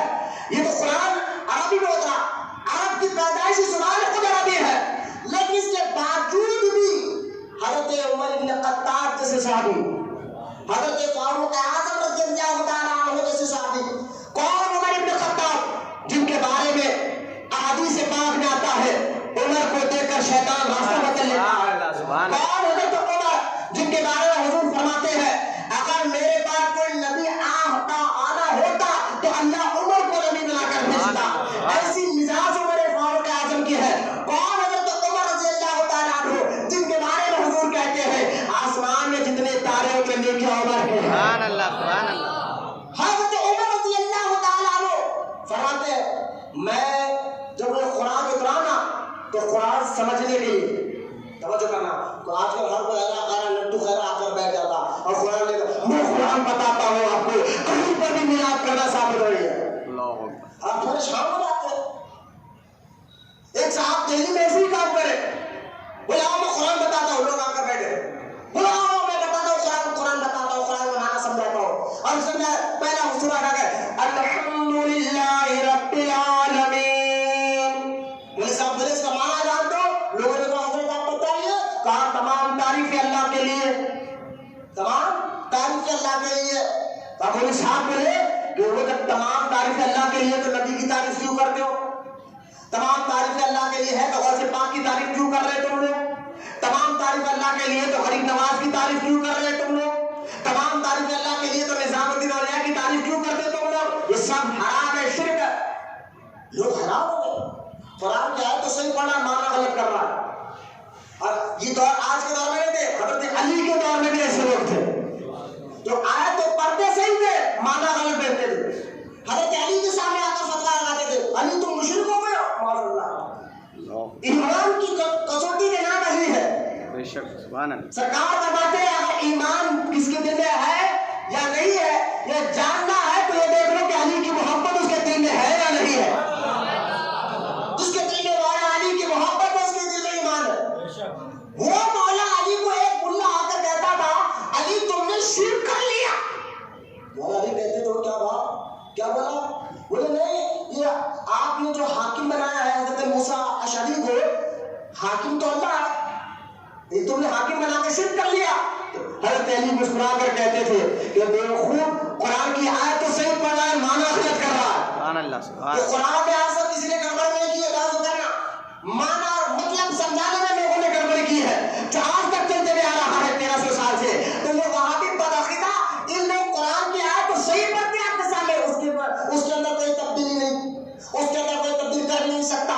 قرآن کی آیت میں کوئی تبدیل نہیں کر سکتا، اس کا معنی اور مفہوم غلط بتایا جاتا ہے. جیسے کہ آج کے وہابی جو آیات قرآن میں اللہ تعالیٰ نے مشرکوں کے بارے میں اور کافروں کے بارے میں اتارا، وہی آیت آج کے دور میں وہابی مسلمان اور مومنین کے بارے میں پڑھتے ہیں. میں آج ڈیٹیل میں نہیں جانا چاہتا. آپ غور کریں تو عمر بن خطاب رضی اللہ تعالیٰ عنہ کہتے ہیں قرآن میں کتنے پارے ہوگی؟ 30 پارے ہیں، 114 صورتیں ہیں. اچھا سورہ بقرہ کتنے پاروں میں ہے؟ ہم کو مان لیں 2.5 پارے، 2.5 پارے، 2 پہ آتا یہاں سورہ بقرہ ختم ہو جاتا ہے. میں 2.5 پارے کی بات بتا رہا ہوں، کرنا سورہ بقرہ کی بات کر رہا ہوں. حضرت عمر رضی اللہ تعالیٰ عنہ کہتے ہیں سورہ بقرہ مجھے سمجھنے میں 12 سال لگے. سبحان اللہ سبحان اللہ. حضرت عمر کہہ رہے عمر ابن خطاب آج بار غیر مٹو خیرے کے پاس جا کر بیٹھو، جیسا کہ دلی میں شخص گیا جا کر کہنے لگا تمام تعریف اللہ کے لیے ہے. اب کسی ولی کی تعریف کرنا حرام. اب لوگ پریشان ہو گئے، لیکن ایک سنی بیٹھا تھا اس مجمع میں کھڑا ہوا. ولی صاحب ایک سوال کرنا، بولے آپ بتائیے ہمارے نبی کا نام کیا ہے؟ سبحان اللہ. لوگ سنے گا ولی صاحب بولے گا اتنا بڑے ہوتے یار تمہیں تمہارے نبی کا نام نہیں معلوم؟ کہا آپ بتائیے. کہا محمد صلی اللہ علیہ وسلم. حضور کا نام محمد ہے صلی اللہ علیہ وسلم. کہا ٹھیک ہے نام تو بتا دیں، آپ اس نام کا معنی بتائیے، نام کا معنی بتائیے. مولوی صاحب بولے نام کا معنی محمد کا معنی ہے بہت زیادہ تعریف کیا سبحان اللہ. یا ربی محمد کا معنی ہی تعریف کیا ہوا ہے. بولے بھائی مولوی صاحب آپ بول رہے تھے تعریف صرف اللہ کی ہے اور اللہ نے اپنے محبوب کا نام ہی محمد رکھا ہے. تو اس شرک کا فتویٰ کہ اللہ پر بھی لگا دو. نام بھی محمد رکھا اللہ تعالیٰ نے صلی اللہ علیہ وسلم اور محمد کا معنی ہی تعریف کیا ہوا ہے. مولوی صاحب بولے ارے یہ تو بہت بجا سمجھدار عاشق آ گیا ہے, لگتا ہے رضوی بھی ہے اعلیٰ حضرت کا ماننے والا بھی ہے. مولوی صاحب قرآن پنگرے سیر میں آ گئے. تو یاد رکھیں اگر ہم ٹیبل کی تعریف کریں کہ ٹیبل بڑا زبردست ہے تو ٹیبل کو نہیں ٹیبل بنانے والے کی تعریف ہوتی ہے. اگر ہم میات کی تعریف کریں تو میات کی نہیں میات بنانے والے کی تعریف ہوتی ہے. ہم اگر کپڑے کی تعریف کریں تو کپڑے کی نہیں کپڑا بنانے والے کی تعریف ہوتی ہے. اسی طرح اگر ہم نے زمین کی تعریف کی تو زمین بنانے والے رب کی تعریف ہو رہی ہے. ہم نے آسمان کی تعریف کی تو آسمان بنانے والے رب کی تعریف ہو رہی ہے. ہم نے چاند اور سورج کی تعریف کی تو چاند اور سورج کو بنانے والے رب کی تعریف ہو رہی ہے. اسی طرح آگے بڑھیے اگر ہم نے غریب نواز کی تعریف کی تو غریب نواز کو بنانے والے رب کی ہی تعریف ہو رہی ہے. ہم نے غوث اعظم کی تعریف کی تو غوث اعظم کو بنانے والے رب ہی کی تو تعریف ہو رہی ہے. اور ہم نے حضور کی تعریف کی حضور کی تعریف ہی رب کی تعریف ہے. اتنا آسان سمجھ میں نہیں آ تم کو. تو آج کل کوئی گلی گلی آ کر ارے قرآن میں نہیں ہے بلاد کرنا تو آپ اچھا ہو تو یہ پہلے بیٹا بیٹا ذرا تو سمجھا پورا قرآن. ہاں سمجھ گیا میں. حضرت عمر ابن خطاب رضی اللہ تعالیٰ عنہ کہتے ہیں میں سورہ بقرہ سمجھنے کے لیے پورا قرآن ہے 30 پارے سورہ بقرہ سمجھنے کے لیے مجھے 12 سال لگے. وہ قرآن جو عربی محترم کی زبان میں اترا تھا. قرآن میں کہا جب اتری نا کہ جب کالا تاغے کے اوپر سفید تاغا آ جائے جب تم فجر کی نماز ادا کرو. ایک صحابی گھر گئے ایک کالا تاغا لائے ایک سفید تاغا لائے ایک کے اوپر ایک رکھ دیے. بولے حضور کب پڑھنا مجھے سمجھ میں نہیں آیا اس آیت کا مطلب. حضور مسکرا کر گئے کالے تاغے کے مراد رات ہے اور سفید تاغے سے مراد صبح کی جو شروعات کی حصہ ہے نا. یہ صحابہ کا معاملہ تھا. قرآن خود سے نہیں سمجھے حضور سے سمجھے. میں بتانا چاہتا ہوں اللہ کا کلام تم خود سے سمجھ ہی نہیں سکتے. ارے دنیاوی کتاب تم خود سے سمجھ نہیں سکتے تو اللہ کا کلام میں آپ کو بتا رہا بچوں غور کرو کیسے سمجھ سکتے آپ مجھے بتائیں. صحابہ حضور سے سیکھے ہر آیت کا معنی حضور سے پوچھتے تھے حضور بتا کرتے تھے. صحابہ سے تابعین نے سیکھا تابعین سے مفسرین نے سیکھا. تو آئیے میں آپ کو ایک مفسر بتاتا ہوں. ہم نے کہا کہ اللہ کا فضل اور اس کی رحمت ملنے پر خوشیاں مناؤ. تو فضل کیا ہے رحمت کیا ہے. تو ہم اب دیکھیں مولانا فضل ہمیں سمجھ میں نہیں آتا رحمت سمجھ کیونکہ اللہ کا کلام ہے. اللہ کے ہر کلام میں ہر بات میں سمندر چھپا ہوا ہوتا ہے. بولو سبحان اللہ.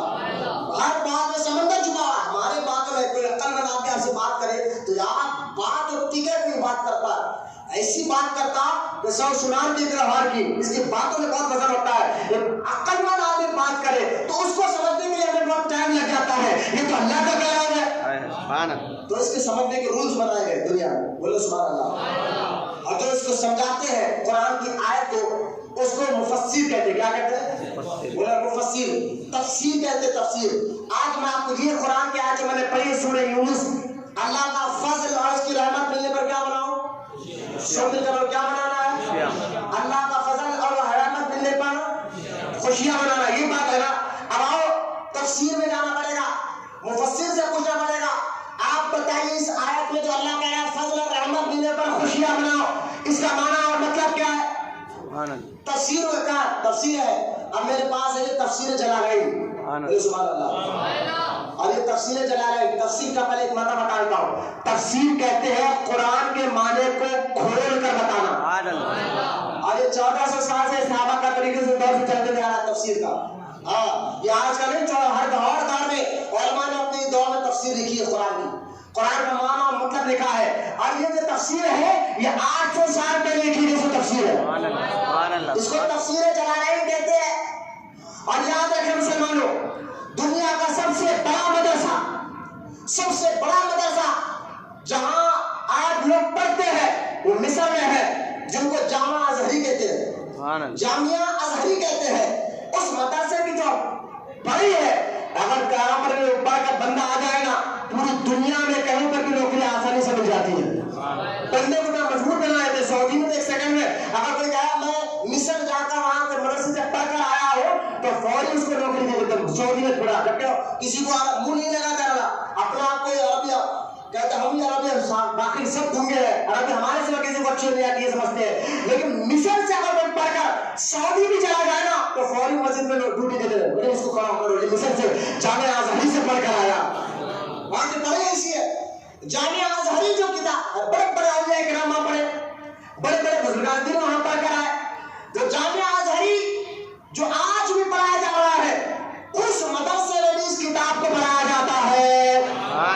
बोले मोहम्मद सुभान अल्लाह। कुरान अल्लाह का कलाम, उसकी तफसीर, इसके माने को खोल कर समझाने के लिए तफसीर, माने को खोल कर समझाने के लिए तफसीर, इसको कहते हैं तफसीर जलालैन।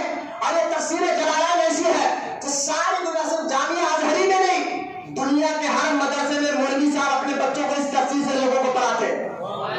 बोले मोहम्मद सुभान अल्लाह। हर मौलवी साहब कोई मदरसा हो दुनिया का इस तफसीर को जरूर पढ़ाते हैं। अब आओ, अच्छा इसको लिखने वाले कौन है? लिखने वालों का नाम इमाम जलालुद्दीन सुयूती है। सुभान अल्लाह, सुभान अल्लाह। ये हमारे बुजुर्गों के नाम बता रहा हूँ, बोले मोहब्बत से सुभान अल्लाह। इमाम जलालुद्दीन सुयूती रहमतुल्लाहि ताला अलैह, जिनका मज़ार तुर्की में आज भी मौजूद है, उनकी एक किताब है। और लिखने वाले बुजुर्ग इमाम जलालुद्दीन, इनका तक़वा, इनकी परहेज़गारी, इनकी इबादत, और इससे अंदाजा कर लीजिए कि इन्होंने जागते हुए, सोते हुए नहीं, जागते हुए 75 मरतबा हुजूर को देखा है। अरे सारे लोग इस बात को मानते हैं। वहाबी भी अपने मदरसों में इस किताब को पढ़ा था। तवज्जो करें, अब मैं आपको ये सारी बातें क्यों सुना रहा हूँ? इस किताब से मैं आपको बताऊंगा कि अल्लाह का फजल क्या है और रहमत क्या है। बोले मोहब्बत से सुभान अल्लाह, मोहब्बत से बोलिए सुभान अल्लाह। अब बताऊंगा इस किताब से अल्लाह का फजल क्या, रहमत क्या है। पहले हवाला तो मजबूत करो ना, तुम बात करेगा तो सुनिए। पर भी सुन्नी लोग जो है ना बगैर दलील के बात करते हैं। मैंने कहा बे तू अपने बाप की नाजायज औलाद, हम अपने माँ बाप की हलाली औलाद है। इसका सबसे बड़ा सबूत ये है कि हम आशिक रसूल है। अल्हम्दुलिल्लाह, हम हुजूर की मोहब्बत करने वाले हैं। तेरे से गुस्ताख नहीं तो हुजूर का जिक्र करके तुम्हारा चेहरा खिलेगा। किसका जिक्र सुन रहे हो तुम? हुजूर का जिक्र से हुजूर की मिलाद में कौन छू सकता है? तहज्जुद होता है आज के दौर में जो हुजूर की मिलाद का जिक्र सुनकर आंखें निकल रहा है, अपने आप को मुसलमान कह रहा है। सुभान अल्लाह। किस तरह की बदबख्ती है वहां की। लेकिन मैं आओ पहले एक सबूत मैं आपको दे रहा हूं। ये देखें आप कुरान के आयत, अल्लाह का फजल और रहमत मिलने पर खुशियां मनाओ। और इसी आयत में तफसीर जलालैन में इमाम जलालुद्दीन सुयूती से पूछा गया, हुजूर अल्लाह का फजल क्या है और उसकी रहमत क्या है, जिसके बारे में अल्लाह कुरान में कहता है उसका फजल मिलने पर और खुशी रहमत मिलने पर खुशियां मनाओ। इमाम जलालुद्दीन सुयूती रहमतुल्लाहि ताला अलैह फरमाते हैं, सुनो अल्लाह का फजल से मुराद कुरान है। सुभान अल्लाह, सुभान अल्लाह। अल्लाह का फजल क्या है? कुरान। अल्लाह का फजल क्या है? यार शब कदर आए तो खुशियां मनाओ। अल्लाह का फजल आज उतरा था, कुरान उतरा था। अल्लाह का फजल कुरान है, कुरान के आने पर खुशियां मनाओ। कहा हुजूर अल्लाह आगे फरमा रहा है रहमत मिलने पर भी खुशियां मनाओ। तो अल्लाह की रहमत क्या है? अल्लाह की रहमत क्या है? इमाम जलालुद्दीन सुयूती कहते हैं इसी किताब में, आप फरमाते हैं अल्लाह की रहमत मुस्तफा जाने रहमत है। अरे किसी बरेली का तर्जुमा नहीं है। हाँ लोग कहते हैं बरेली वाले ऐसा करते हैं। आज आला हमारे आला हज़रत को तुम कहते हो, तुम्हें आला हज़रत ऐसा क्या रहा है? मैंने कहा 800 साल पुरानी लिखी हुई किताब है और तुम्हारे अब्बा भी इसको पढ़ाते हैं, तुम खुद भी इसको पढ़ते हो अपने मदरसों में, बच्चों को पढ़ाते हो और खुद फरमाते इमाम जलालुद्दीन सुयूती कि अल्लाह का फजल कुरान है, अल्लाह की रहमत मुस्तफा है। क्यों? क्योंकि अल्लाह कुरान में कहता है वमा अरसलनाका इल्ला रहमतल लिल आलमीन। कुरान में फरमाता है महबूब हमने तुझे सारी कायनात के लिए रहमत बनाकर भेजा। तो अल्लाह की रहमत हुजूर है। और आगे फरमाते हैं इमाम जलालुद्दीन सुयूती, आगे फरमाते हैं मैंने तो ये माना बता क्या तुम्हें, अल्लाह का फजल कुरान है, रहमत हुजूर है। یہ تو بتا دیا، لیکن آگے کہتے ہیں فضل بھی حضور ہے، رحمت بھی حضور ہے۔ سبحان اللہ۔ حضور کیوں کہا؟ جن پر قرآن اترا ہے، قرآن اترا اللہ کا فضل ہے نا، لیکن جن پر اترا وہ حضور بھی تو ہے۔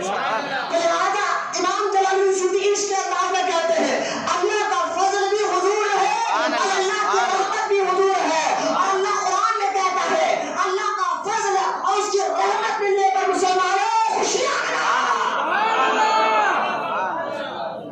اگر خوشی آپ مجھے بتائیے خوشی کیسے مناتے ہیں؟ گھر کے کمرہ بند کر کر دروازہ بند کر کر خوشی مناتے ہیں، یا خوشی ایسا مناتے ہیں کہ محلے والوں کو دکھے یار کچھ تو خوشی کی بات ہے، کچھ تو معاملہ ہے اس کے گھر میں جو آپ خوشیاں منا رہا ہے، پوچھتے ہیں کیا بات ہے آپ آج خوشی ہے، کچھ نظر آ رہے ہیں؟ تو بندہ خوشی مناتا ہے چھپ کر نہیں، کھل کر، کھل کر خوشی مناتا ہے۔ تو سنی خوشی جو مناتا ہے، ارے ساری کائنات کے آقا اور مولا مصطفیٰ عطا رحمت آئے ہیں، خوشیاں مناؤ یہ اللہ کا حکم ہے۔ تو لہٰذا ہم نے اپنے گھروں کو سجایا ہے، گھروں کو سجایا ہے، گلیوں کو سجایا ہے، جھنڈے لیٹری لگا کر سجایا ہے، تاکہ اپنے تو اپنے غیر میں پوچھے یار تیرے گلی کیوں سج رہی ہے، تیرا گھر کیوں سج رہا ہے، تیرے گھروں پر جھنڈے کیوں لگ رہے ہیں، تو غیر کو پتا چلے ارے ساری کائنات کا آقا مولا آپ کے دن آیا تھا۔ سبحان اللہ۔ غیر مسلم دیکھ کر کہتے ہیں ان کے نبی پیدا ہوئے تھے، اس لیے خوشی منا رہے ہیں، اور اپنے آپ کو مسلمان کہنے والے کے چہرے اتر رہے ہیں۔ آج میں ایک بات بتاتا ہوں کیوں ان کے چہرے اترتے ہیں۔ میں ایک بات بتاتا ہوں، اگر آپ اس پر ایکسپٹ کریں گے، میں آسان لفظوں میں آسان اردو میں بات کر پا کے آپ کو بات سمجھ میں آ جائے۔ یہ وہاں بھی چڑتے کیوں ہے، اس پر غور کیا گیا کیوں چڑ رہے بھائی؟ بولے میلاد کرنا قرآن میں نہیں ہے، اس حساب سے بلا کر اسے پوچھو میلاد کرنا کیا، بولے قرآن میں نہیں ہے۔ مولوی صاحب بولے ہاں میلاد کرنا قرآن میں نہیں ہے۔ آپ میں نے کہا ٹھیک ہے کام کرو، پہلے ایک بات بتائیے میلاد کا مطلب کیا ہے؟ سبحان اللہ، سبحان اللہ، کیا بات۔ آسان، میلاد کا مطلب کیا ہے بھائی؟ تو بولے قرآن میں نہیں ہے، پہلے میلاد کا مطلب بتاؤ۔ بولے میلاد کا مطلب یہ ہے پیدائش۔ سبحان اللہ۔ میلاد کس کو کہتے ہیں؟ پیدائش۔ میں نے کہا پھر سورہ مریم میں، سورہ آل عمران میں عیسیٰ علیہ السلام، یحییٰ علیہ السلام میں سے نہیں ملا تو سلام مجھ پر جس دن میں پیدا ہوا یوم ولدت۔ سبحان اللہ۔ قرآن کیا ہے؟ یوم ولدت۔ حضرت عیسیٰ علیہ السلام کہتے ہیں اے اللہ کے بندے سنو، سلام اس دن پر جس دن میں پیدا ہوا۔ سبحان اللہ، سبحان اللہ۔ مولوی صاحب قرآن میں آیت نہیں ملی آپ کو؟ بولے ہاں ملی ہے۔ بولو گے کب لوگوں کو؟ سبحان اللہ۔ کب بتاؤ گے؟ اس کا معنی کہ جب اللہ کے نبی عیسیٰ علیہ السلام کا قرآن میں، یحییٰ علیہ السلام کا، زکریا علیہ السلام کا، خود ان کا ذکر اللہ قرآن میں کر رہا ہے۔ اگر میلاد کا ذکر کرنا، خوشیاں منانا حرام ہوتا ہے تو قرآن میں ذکر کیوں آ گیا پھر؟ سبحان اللہ۔ اور بخاری امام مسلم نے کتاب الصوم میں حدیث پاک ہے حضور ہر پیر کو روزہ رکھتے تھے۔ سبحان اللہ۔ بولے محبت سے سبحان اللہ۔ ہر پیر کو روزہ رکھتے تھے حضور۔ پوچھا کہ حضور آپ ہر پیر کے دن جو روزہ رکھتے ہیں اس کی رکھنے کی وجہ کیا ہے؟ سبحان اللہ۔ رکھنے کی وجہ کیا ہے؟ بولے رکھنے کی وجہ سے گزری ہے یوم ولدت، آج کے دن میں پیدا ہوا تھا۔ میں کہا مولوی صاحب یہ حدیث میں نہیں ملی آپ کو؟ بخاری مسلم میں آپ تو بڑے رنگ لگاتے تھے، بخاری میں ہے تو بتائیے، مسلم میں ہے تو بتائیے۔ میں نے کہا قرآن کی آیت میں میلاد کا ذکر موجود ہے، امام مسلم نے حدیث پاک نقل کر کے بتا دیا کہ حضور روزہ رکھتے ہی اس لیے تھے کہ اس دن پیدا ہوئے۔ سبحان اللہ۔ وہاں نہیں ملی حدیث؟ صحابہ کے دور میں نہیں ہوتا تھا نا، بچے پریشان ہیں۔ ہم ابو بکر صدیق نے بھی کبھی میلاد ایسا نہیں کیا جیسا تم آج کر رہے ہو۔ حضرت عمر نے ایسا میلاد نہیں کیا، ایسا جلوس نہیں نکالا جیسا تم لوگ آج کر رہے ہو۔ میں نے کہا یہ گھسیٹے جواب دے دے کر ہم تھک گئے، نہیں ان کو سدھرنا نہیں آتا۔ میں بتانا چاہتا ہوں لوگ چڑھتے کیوں ہے؟ کیونکہ پاس کوئی دلیل ہے ہی نہیں اس کو روکنے کی۔ تو جب بولتے نا جب بلی پاگل ہو گئی تو کھمبے کو لوٹنا شروع کر دیا۔ ابھی ان کا ثبوت کچھ بھی نہیں ملا، کیونکہ میلاد کا ذکر قرآن میں، بے شک، حق، حدیث میں، حق۔ اور یہ اپنے بھونڈے والے نہیں ابو بکر نے نہیں کیا، عمر نے نہیں کیا، عثمان نے نہیں کیا، مولا علی نے نہیں کیا، صحابہ نے نہیں کیا، تم لوگ کیوں کر رہے ہو؟ میں بولا جب قرآن میں آ گیا، حدیث میں آ گیا، سبحان اللہ سبحان اللہ بولو سبحان اللہ، اب بھی تیرے کو نہیں سمجھ میں آیا؟ بولو میرے ابو بکر نہیں کرے، وہ تو ایک ہے نا آٹو والا، آپ جا کے کھانا منہ کالا کرتے ہوئے بیٹھا ہوا ہے، جو پبلک گارڈن میں جو ہے نا وہ لے کر بیٹھ کر تھوڑی دیر میں خاص طور ملا کے اس کی کلپ بہت ملتی ہے، اس کو عمران کہتے ہیں، میں زیادہ اس کو نام لے کر آپ شور نہ کرو، یہ گستاخ رسولوں کو ہمارے خطبوں کی دھول بھی ہم نہیں سمجھتے، عزت حضور کے صدقے میں ہے، محبت حضور کے صدقے میں ہے، اب جو حضور کے طے کا غلام ہے یہ امامہ اس کے خطبے میں ہے، اور جو حضور کے طے کا غلام ہے یہ تو ہمارا خطہ ہے نہیں، پھر وہ ہمارے خطبوں کی دھول بھی نہیں، سبحان اللہ چاہو کوئی بھی رہن دو، بے شک ہاں کتنی بھی نماز آپ پڑھ دو، کتنے بھی روزے لگا دو، پہلے تو حضور سے محبت ہے، ارے مولانا نمازی ہے، مانے کا ابلیس بھی نمازی تھا، ارے مولانا بہت تقویٰ والا ہے، مانے کا شیطان بھی فرشتوں کا سردار تھا، ارے مولانا بہت اچھا علم والا ہے، مانے کا شیطان بھی تو فرشتوں کو پڑھاتا تھا، اس کی عبادت، اس کا تقویٰ، اس کے علم کو مت دیکھو، یہ دیکھو محبت رسول ہے، خدا بنا لیجیے، ساری عزت ملتی حضور کے صدقے میں، کہتے مسلمان نے حضور کی میلاد پر چھوڑے یار تم تھوڑا ہے تمہارے اوپر، میں نے کہا ہمارا تھوک بھی تم پر تھوک کر جو ہے نا خلیص نہیں کرنا چاہتے، تم ایسے اس لائق بھی نہیں ہو کہ ہمارا تھوک تمہارے اوپر، سبحان اللہ بے شک تم اس سے بھی کہے گزرے ہو، میں تو تم پر کتے کے پجامے آپ کہیں گے اتنا سخت کیوں بول رہے ہیں؟ میں نے کہا یار سخت بولنا پڑتا ہے کہ ان لوگوں نے کتابوں میں تقریروں میں حضور کے خلاف سے باتیں لکھی ہیں اور لکھ رہے ہیں، کتے کے پیشاب ہو تم، بے شک ہاں جو میلاد سے چڑھنے والے ہیں، حضور کی گستاخی کرنے والے، حضور کے ذکر سے چڑھنے والے ہیں، کس لیے چڑھ رہے ہو بھائی؟ تو قرآن میں اللہ خود کہتا ہے وَرَفَعْنَا لَكَ ذِكْرَكَ، سبحان اللہ سبحان اللہ قرآن کیا ہے جو سبحان اللہ، قرآن ہے وہ قرآن بولے سبحان اللہ، وَرَفَعْنَا لَكَ ذِكْرَكَ، محبوب تیرے ذکر کو تو ہم نے بلند کر دیا ہے، بتاؤ یہ بچوں کو یہ آیت پڑھ کر سمجھنا کیا ہے؟ مولوی صاحب تم اپنی مسجدوں میں ایاک نعبد و ایاک نستعین، اللہ ہی مدد کرنے والا ہے، اللہ ہی کی عبادت کرو، میں نے کہا یہ آیت پڑھتے ہو تو یہ بھی آیت سنا وَرَفَعْنَا لَكَ ذِكْرَكَ، سبحان اللہ یہ بھی تو قرآن کی آیت ہی ہے نا، یہ بھی تو پڑھ کر لوگوں کو بتا اس کا معنی کیا ہے، کبھی یہ آیت پر بیان کر دو، اللہ تو قرآن میں کہتا ہے لا اقسم بهذا البلد وانت حل بهذا البلد، میرے محبوب اس شہر کی قسم کھا کر کہتا ہوں جس شہر میں تو پیدا ہوا، مولوی صاحب یہ آیت پر بھی کبھی دل میں خل کر کے بتاؤ، جب بھی تمہاری مسجد میں بیان ہو رہا ہے ایاک نعبد و ایاک نستعین، اللہ ہی کی مدد چاہو، اللہ ہی کی عبادت کرو، اللہ سے ہی مدد مانگو، میں نے کہا یہ آیت بھی کب سنا دو لوگوں کو، کبھی آیت پر ہی بولو انا اعطیناک الکوثر، سبحان اللہ بے شمار فضائل اس آیتوں میں حضور کی، سبحان اللہ اور تم سنانا، میں نے آپ لوگ تو نا حضور کی اتنی تعریف کر دیتے، اتنی تعریف کرتے، اتنی تعریف کرتے خدا بنا لیتے، سبحان اللہ میں نے کہا یہ بھولتے باتیں، بیکار باتیں مت کرو، یہ بھولتے باتیں، تو میں نے کہا چلو ایک کام کریں گے، ہمارے بنڈی پہ بیچارے ترکاری بیچنے والے، حلال روٹی کمانے والے، میں نے کہا چلو پکڑ کے اس کے بعد چاہے کہ جناب بولے بولیے مولانا ایک سوال کرنا تھا، بولے بتائے کہ تم میلاد کرتے ہو، بولے مولانا آپ آئے اور میری بنڈی پہ ٹھہرے اور نبی کا ذکر کرے، آپ کے برکت ہی برکت کا دے گا، کیوں نہیں کرتے؟ آپ بھی آئے، میلاد کا ذکر بھی ہو رہا ہے، حضور کا نام بھی آ گیا، اب تو ساری ترکاری آسانی سے مل جائے گی، میں نے کہا ٹھہرے اور آپ ایک بات بولو، نبی کا میلاد کرتے ہو؟ بولے ہاں کرتا ہوں، اچھا بتائیے نبی کو خدا کہتے ہو؟ وہ ترکاری والا آگے بڑھ لے گئے، مولانا کون بولا یہ بیکار بات، کوئی نبی کو خدا بولتا ہے نہیں نہیں، اتنی تعریف، بولے نا جب حوالے کچھ بھی نہیں ملے تو بلی کی طرح تو بلی کھمبے کو لے شروع کرتی، اب آئے گئے باتیں شروع ہوئی گئی، تو میں نے کہا وہ بیچارہ ترکاری والا کو نہیں چھوڑے گا، کیونکہ ہر کوئی بندہ کہتا ہے جیسے میرے سرکار ہے ایسا، نہیں کوئی، آگے کہا نہ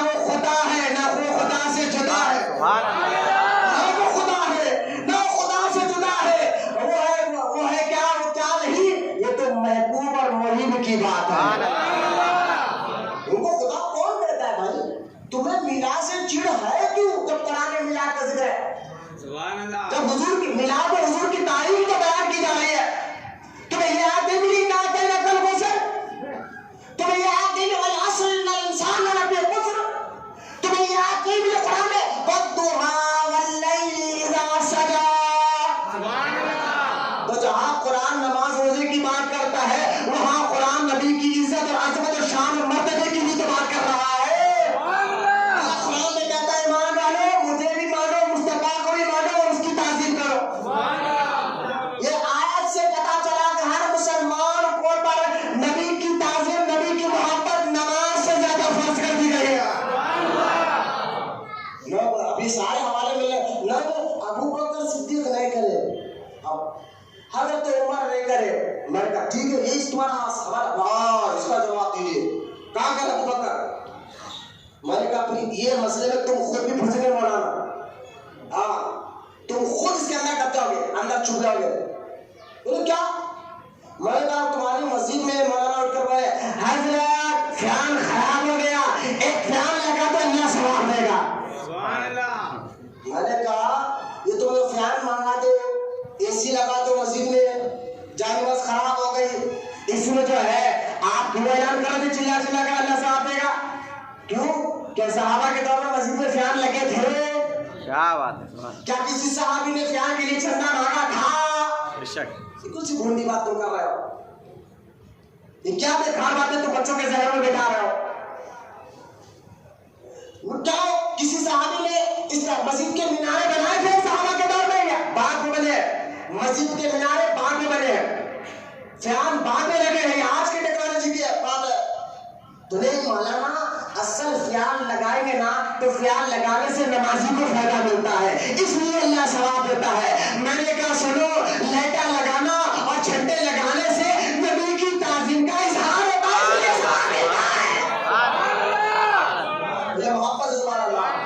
لیکن تعظیم کا قرآن میں ذکر موجود، مصطفیٰ سے تعظیم کرو، ان کی عزت کرو، جو قرآن کے آیات موجود اصل موجود ہے قرآن میں. کرنا کیسا ہے؟ یہ جھنڈے لگاؤ، لائٹا لگاؤ، یہ تعظیم کے طریقے ہیں، حضور کی محبت کی تعظیم کے طریقے ہیں.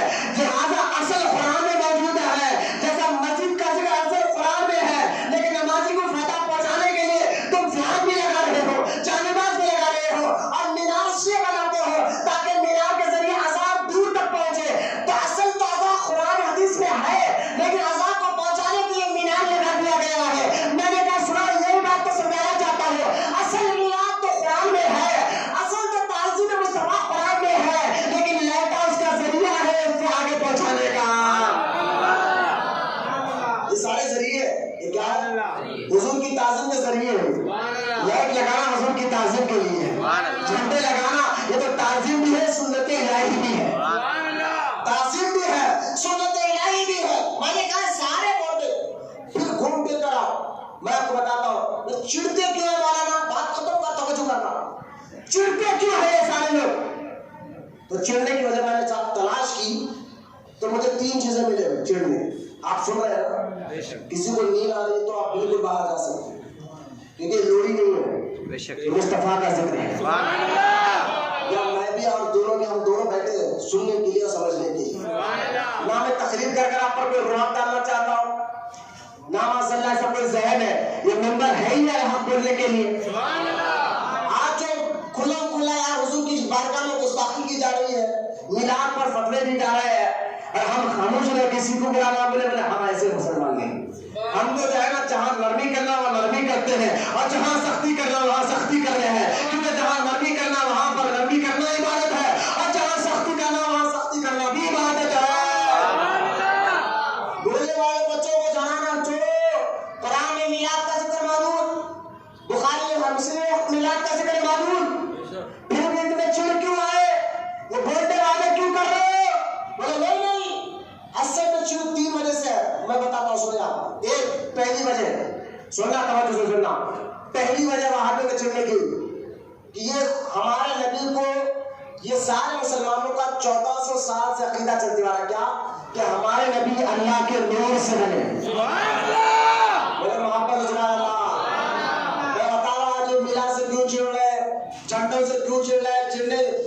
بات نہیں ہے، میں آپ کو بتا رہا اب تو ہے نہیں، آپ میلاد کے بدلے غریب بچوں کی شادی کرا دیجیے. میں نے کہا دیکھو ایسے بھی لوگ ہیں جو جھنڈے بھی لگاتے ہیں، غریب بچوں کی شادی بھی کراتے ہیں. ایسے بھی لوگ ہیں جو آج بھی ہمارے پاس ایک اچھا میسج پھیل رہا ہے کہ میلاد کا خرچہ کرنے سے بہتر ہے جو لوگ پانی میں جنہیں گھر سامان برباد ہو گئے مدد کر. میں نے کہا بالکل کریں گے اگر اللہ نے ہمیں حضور کے دین حضور کے صدقے میں دولت. سبحان اللہ. تمہیں برا کیا لگا؟ اللہ قرآن میں کہتا ہے اے محبوب ان لوگوں کو کیا برا لگا جس کو تو نے اور میں نے مل کر غنی کر دیا. غنی اللہ رسول کرتے ہیں. قرآن کیا ہے بتا رہا ہوں، اللہ اس کے رسول لوگوں کو غنی کرتے ہیں. غنی یعنی پیسہ دولت اللہ اس کے رسول خود دیتے ہیں. جب دیتے ہیں کھاتے ہیں ان کا تو لٹائی نہیں دینا. سبحان اللہ. تو ہم جھنڈے بھی لگائیں گے، غریبوں کی مدد بھی کریں گے. ہاں تو نہیں، آپ سیرت کے جیسے کریے. میں نے کہا مولوی صاحب تم اپنی مسجدوں میں سیرت کے جلسے کرتے ہیں نا، تو جب تمہارے سیرت کا جلسہ ختم ہوتا ہے تو ہم وہ بچوں کو دیکھا، وہ بچے نا نبی تو کچھ نہیں تھے، اللہ تمہاری سیرت کے جلسے میں بیٹھنے والے بچے گستاخ بنتے ہوئے نظر آتے ہیں. نبی کی کوئی اہمیت تم نہیں بتاتے ہو، کوئی عظمت و شان نہیں بتاتے جو قرآن بتاتا وہ بھی تم نہیں بتاتے، چھپاتے ہو. ارے خبر کرنے والے تم میں سب سے بدبخت لوگ تم ہو جو قرآن میں نبی کی عظمت کی آیتیں وہ تم لوگوں کو نہیں بتاتے ہیں، وہ تم نہیں سمجھاتے. تو لہٰذا تمہارے مصیبت کے جلسے میں بیٹھ کر آدمی گستاخ بنتا ہے، اور ہمارے میلاد کے جلسے میں سے بچہ جب اٹھتا ہے تو عاشق رسول بنتا ہے. کیونکہ تمہاری سیرت میں کیا بیان ہوتا ہے؟ حضرت نبی بھوکے رہ کر پیٹ پر پتھر باندھتے تھے. یہ تمہارے جلسے. نبی جو ہے ایک ہمارے بڑے بھائی کی طرح ہے، یہ تمہارے جلسے میں بولا جاتا ہے. آج نبی معاذ اللہ مر گئے، مٹی میں چلے گئے، کچھ نہیں کر سکتے، یہ تمہارے جلسے میں بولا جاتا ہے. تم بولتے ہو، تم کلمہ پڑھنے ہو کر تعجب ہے جو کلمہ پڑھ کر نبی کے بارے میں ایسی باتیں کرتے ہو تم، یہ تمہاری بدبختی ہے. اور ہم سنی کیسے بیان کرتے ہیں ہمارے نبی کی تعریف. ہم کہتے ہیں حضرت نبی تھے، نبی کے بھی تو ہاتھ ہمارے بھی تو ہاتھ، نبی کے بھی تو پیر ہمارے بھی تو پیر، نبی کی بھی زبان ہماری بھی زبان، نبی کی بھی آنکھیں ہمارے بھی تو آنکھیں، نبی کے بھی تو کان ہمارے بھی تو کان. لہذا تم کہتے نبی ہماری طرح ہے. میں نے کہا مولوی صاحب ایسی بات مت کرو.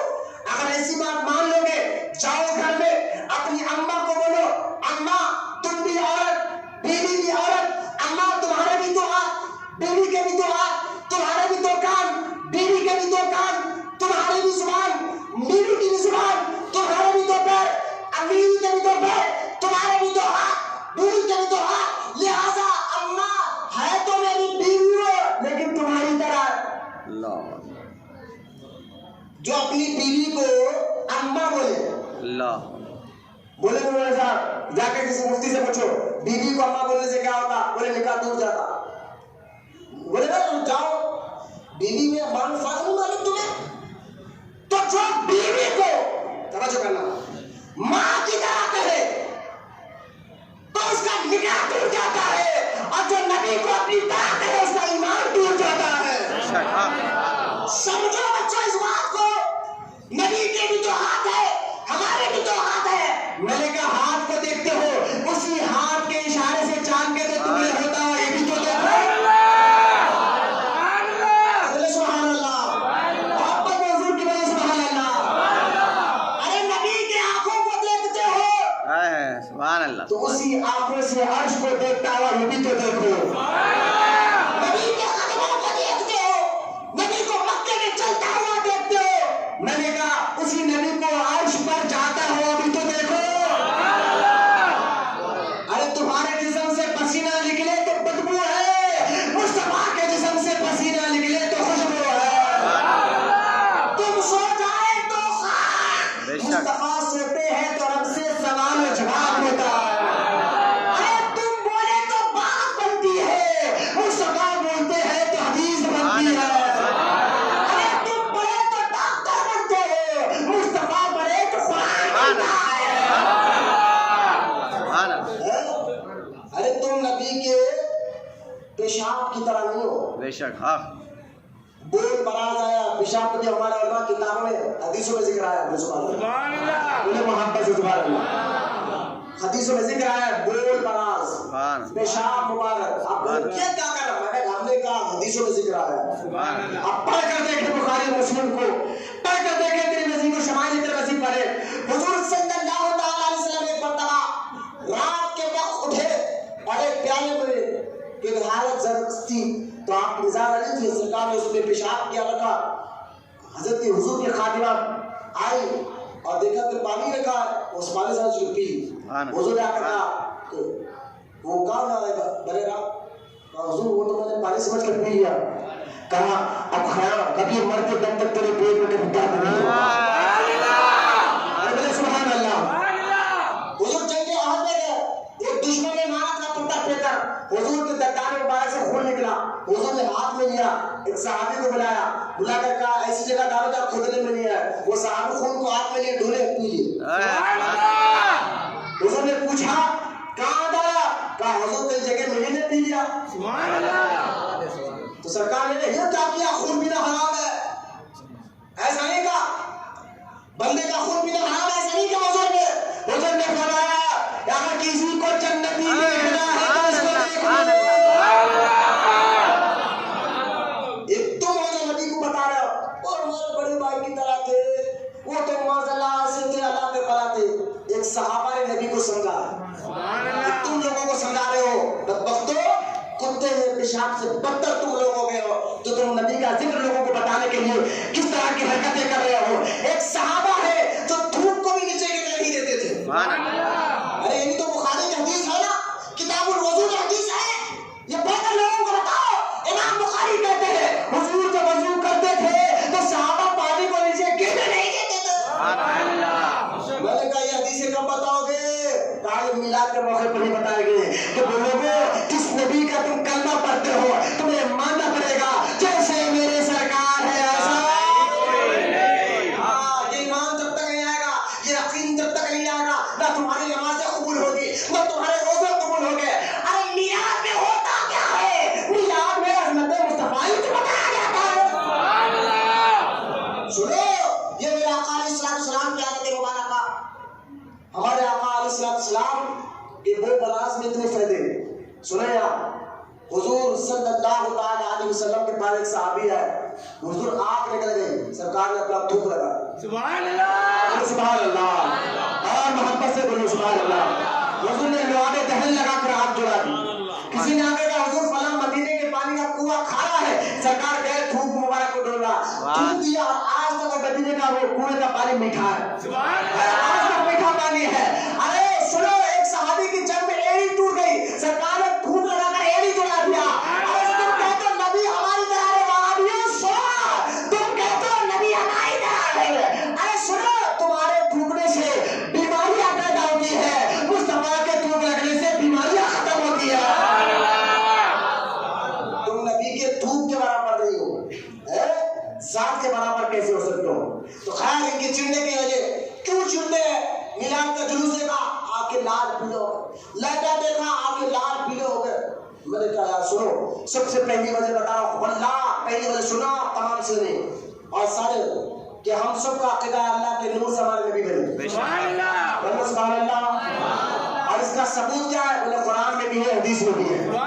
اتنے ثبوت ہے, اگر کوئی وہابی اس بات پر بات کر لے, بڑے بڑے علماء چھوڑے, کچھ فقیر سے اگر بات کر لے, دلائل کے انبار میں زندہ دفن نہ کر دوں تو پھر حسن بن علی شیخ کا غلام نہیں کہے گا. بڑے علماء تو بڑے ہیں, بڑے تو ہمارے بڑے ہیں, ان کا سر پر اللہ ہمارے سروں کا سایہ سلامت رکھے ہمارے سنی علماء کا. ارے وہ تو دور کی بات ہے, میں فقیر میں بیٹھ کر کہہ رہا ہوں, اللہ کے نور سے حضور بنے ہیں, اس بات پر قرآن کی آیات حدیثوں کا اتنا ثبوت ہے تو ہم زندہ دفن کر سکتے ہیں. سبحان اللہ. دیکھیں آپ, تو ان کو معلوم ہے اس بات پر وہ بحث نہیں کرتے, ان کو معلوم ہے کہ بھائی دلائل موجود ہے. وہابیوں کو پیدا کرنے والے خود انگریز ہیں نا, مسلمان میں لڑانے کے لیے. میں گزشتہ جمعہ اس پر بھائی ڈیٹیل کے ساتھ بیان کیا ہوں, اگر جو نئے لوگ اگر سننا چاہتے تو یوٹیوب پر جائے, مولانا عرفان قادری قرآن کو درگاہ مارے انشاءاللہ آپ گزشتہ جمعہ کا گانا سن لیں کہ وہابیوں کو پیدا کرنے والے خود ایجنٹ انگریز ہیں جو مسلمانوں کو لڑانا چاہتے تھے. ان کا مقصد یہ ہے, اور مسلمانوں کو لڑانا کیسا ہے کہ نبی کی عظمت دکھا دو, نبی کے بارے میں اعلیٰ فلاں باتیں بٹھا دو, ظاہر میں فٹ کر دو, یہ خود دونوں میں آپس میں لڑتے رہیں گے. لڑائی کی بیج سنیوں نہیں ڈالے، وہابیوں نے ڈالا ہے۔ ظاہر ہے کیا ایک کہ وہ اللہ کے نبی کو اللہ کا نور نہیں مانتے، اور یہ سارا قرآن حدیث سے ثابت ہے کہ ہمارے نبی اللہ کے نور سے بنے۔ آپ سمجھ میں آیا؟ ہمارا چھوٹا سا محلے کا بچہ بھی ہے، چہرہ دیکھ کر کہتا ہے یار انہیں کیا بات ہے، سبحان اللہ۔ کبھی جماعت گئے تو جماعت والے دیکھ کر کہتا ہے یار یہ وہ جماعت والا ہے۔ میں نے کہا بچے کو بولا ارے تیرے کو کیسا معلوم ہو گیا وہاں بھی ہے؟ بولے حضرت چہروں کے چہرے خراب چہرے رہتے، پوری نہیں رہتا ہے۔ اور دیکھیں اللہ نہ کرے ہمارے کوئی نوجوان نماز نہ بھی پڑھتے ہو تو چہرے کو نور ہوتا ہے، اس کا مطلب غلط نہ نکالے، غلط نہ لگے۔ نماز پڑھنا عاشق کبھی نماز نہیں چھوڑتا، عاشق کبھی نماز نہیں چھوڑتا، مطلب غلط نہ نکالے۔ لیکن میں بتانا سمجھانا چاہتا ہوں کیوں نور رہتا ہے؟ کیونکہ یہ نور والے آقا کو نور مانتا ہے۔ سمجھے آپ؟ یہ نور نہیں مانتے تو چہروں پر بھی نور نہیں ہے۔ گھس کے اتنا بڑا تھپا لگا لیے پیشانی پہ نماز کا۔ الحمدللہ جب سے میں ہوش سنبھالا جب سے میں بھی نماز پڑھ رہا ہوں، تھپا دکھ رہا آپ کو؟ ایک لوگ گھس کے زمین پہ گھس کے نماز کا اتنا بڑا بٹو لگا کر پھرتے، پھر ان نبی جو ہماری طرح تھے یہ میلاد میں اتنا خرچہ کرنا فضول ہے۔ میں نے کہا بد تو کتنے کے پیشاب سے پتہ ہے، بار بار کہہ رہا ہوں، دل جلتا ہے۔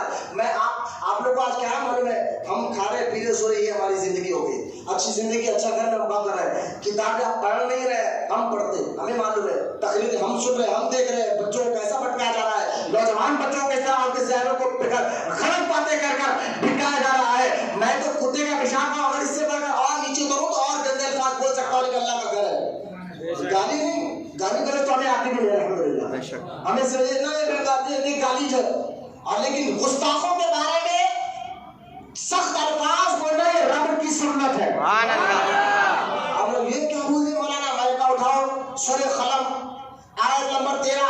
ایک شخص حضور کی بارگاہ میں آیا اور آ کر کہنے لگا حضور آپ مجنون ہیں۔ ماشاءاللہ ہمارے نبی کو مجنون کا اللہ تعالیٰ نے کہا محبوب تو خاموش رہے، جواب میں دوں گا، جواب میں دوں گا۔ اللہ تعالیٰ نے قرآن میں جواب دیا سورہ قلم میں، اللہ تعالیٰ فرماتا ہے محبوب تو اپنے رب کے فضل سے مجنون نہیں، تیرے اخلاق تو میرے خوبی کے مالک ہے۔ میں نے حضور کی تعریف کر دی، پھر جو حضور کو مجنون کہا تھا نا اس کا نام ولید المغیرہ تھا۔ اللہ تعالیٰ نے کہا اے میرے محبوب کو مجنون کہنے والے تو جو ہے نا، اللہ قرآن میں کہتا ہے تو کیا ہے؟ سن اللہ کہتا ہے کہ تو جو ہے لوگوں میں لڑانے والا، تو چغل خور ہے، تو غیبت کرنے والا ہے، تو جو ہے بڑوں کی تعظیم نہیں کرتا۔ 9 سے 10 آیت گنا اللہ نے قرآن میں حضور کی گستاخی کرنے والے کتنے آیت گنا؟ 10 آیت۔ کتنے؟ 10 آیت گنا ہے۔ اور 10واں آیت کیا کہتا ہے؟ اللہ نے فرمایا میرے محبوب کو مجنون کہنے والے تو اپنے باپ کا بیٹا بھی نہیں ہے۔ اللہ اکبر، یہ قرآن کہہ رہا ہے، اللہ کا کلام کہہ رہا ہے کہ تو اپنے باپ کا بھی بیٹا نہیں ہے، تو ناجائز اولاد ہے۔ ولید بن مغیرہ ماں کے پاس گیا، تھا کافر، یقین تھا اس کو حضور پر کہ یہ زبان سے کبھی جھوٹ نہیں نکلا۔ سبحان اللہ۔ اماں کی گردن پر سر تلوار رکھ کر کہتا اماں سچ بولنا کہ آج اس نبی سے سن کر آیا ہو جس نے کبھی زندگی میں جھوٹ نہیں کہا۔ سبحان اللہ۔ اس نبی پر جو اللہ کا کلام اترا ہے وہ 10 آیت میرے اندر کے بتا ہے، 9 تو میں جانتا ہوں، 10واں تو بتا سکتی ہے۔ 9 تو میں جانتا ہوں، ہاں میرے اندر ساری گندگی ہے، میں لڑاتا ہوں، میں چغل خور ہوں، میں فلاں کام گندے کام کرتا ہوں، لیکن 10واں آیت تو ہی بتا سکتی ہے کہ انہوں نے کہا کہ میں اپنے باپ کا بیٹا نہیں ہوں، بتا سچ بتا میں کس کا بیٹا ہوں؟ ماں کہتی ہے اگر تو حلالی بیٹا ہوتا، باپ کا بیٹا ہوتا تو یہ حرکت نہیں کرتا، تو ہے حرامی، تیرا باپ نامرد تھا، تیرے باپ پر کروڑوں کی پراپرٹی تھی، تو پراپرٹی نہیں جانے کے لیے میں نے زنا کیا اور نوکر سے تجھے لیا ہے، تو باپ کا ہی وہ نوکر کا بیٹا ہے۔ معلوم کیا ہوا؟ جو نبی کی گستاخی کرتا ہے وہ تو حلالی نہیں حرامی ہوا کرتا ہے۔ سبحان اللہ، سبحان اللہ، کیا بات۔ اب جتنے میلاد پر سے چڑھتے ہیں کیوں، جھنڈے کیوں، یہ حضور کا ذکر کیوں، حضور تو ہماری طرح تھے، یہ گستاخی سمجھ جاؤ، باپ کی اولاد نہیں ہے تو کیا بات ہے، سبحان اللہ، بے شک باپ کی بیٹے ہو ہی نہیں سکتے تھے۔ اور جو حلالی ہے سبحان اللہ، سبحان وہ تو اللہ، سب عاشق نظر آتے ہیں، میلاد والا تو نظر آتے ہیں۔ سرکار کا چرچا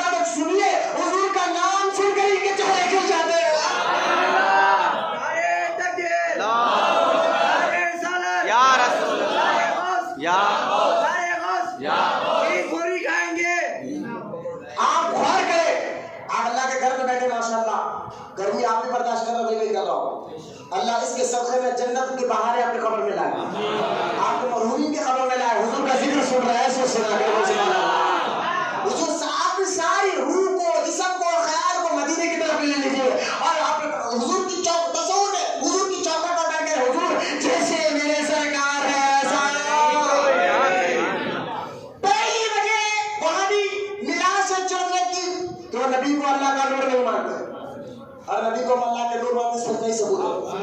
ایک وجہ چڑھنے کی میں بتا رہا ہوں بچوں، نوجوان غور سے سنو، جو کیوں چڑھتے میراث سے اس کی وجہ بتا رہا ہوں کہ نبی کو اللہ کا نور نہیں مانتا اور ہم اللہ کا نور مانتے، اس کا ثبوت ہے قرآن سے۔ اور میں اس کو بولوں گا، آنے والا جمعہ ربیع الاول ہے، 12 ربیع الاول حضور کی میلاد کا دن ہے انشاءاللہ۔ جلوس وغیرہ تو خالی حالات کی وجہ سے جلوس شاید پولیس اجازت نہ دے، لیکن مسجد میں آواز ہے 12:30 سے انشاءاللہ۔ میری نیت یہ ہے کہ ہم 12:30 کو نہیں نماز اپنی ٹائم پر، لیکن ایک نعت پڑھ کر ہم بیان شروع کریں گے انشاءاللہ۔ اب 12:30 سے اگر میلاد النبی چھٹی کا دن بھی ہوتا ہے انشاءاللہ، جلوس کو نکالنے کی میں سمجھ کو پرمیشن نہیں ملے گی، لیکن آواز ہے انشاءاللہ، آپ کو بتاؤں گا کہ اللہ کے نور سے میں نے اس کا ثبوت کہا ہے قرآن میں۔ سبحان اللہ۔ پہلی وجہ۔ دوسری وجہ جو یہ چڑھتے ہیں میلاد سے، دوسری وجہ یہ کہ یہ حضور کو سننا، غور سے سننا، یہ حضور کے والدین کو کافر کہتے ہیں، معاذ اللہ میں سن کے معاذ اللہ۔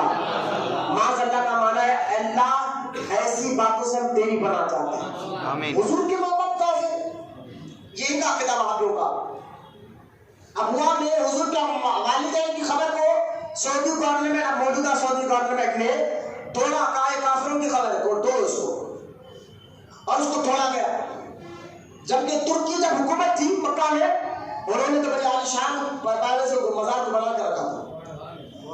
ارے اگر حضور کے والدین تو کافر تھے، میں نے کہا تھوڑا عقل سے کام لے، ممبر پہ بیٹھ کے خالہ خالہ منہ کالا کرنے والے نام خود بتا رہا تو ایمان والے بولو سبحان اللہ۔ سمجھے اگر واقعی دیر نہ کرو سمجھے گے، حضور کے والدین کا نام خود بتا رہا تو ایمان والے ہیں۔ سبحان اللہ۔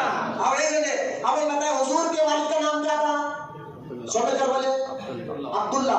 کیا نام تھا؟ عبداللہ۔ عبداللہ کا مطلب کیا؟ اللہ کا بندہ۔ سبحان اللہ۔ بولو محبت سبحان اللہ۔ نام خود بتا رہا ہے کہ حضور کے والدین مومن تھے۔ ایک بات، حضور کے ماں کا نام کیا تھا؟ سیدہ آمینہ۔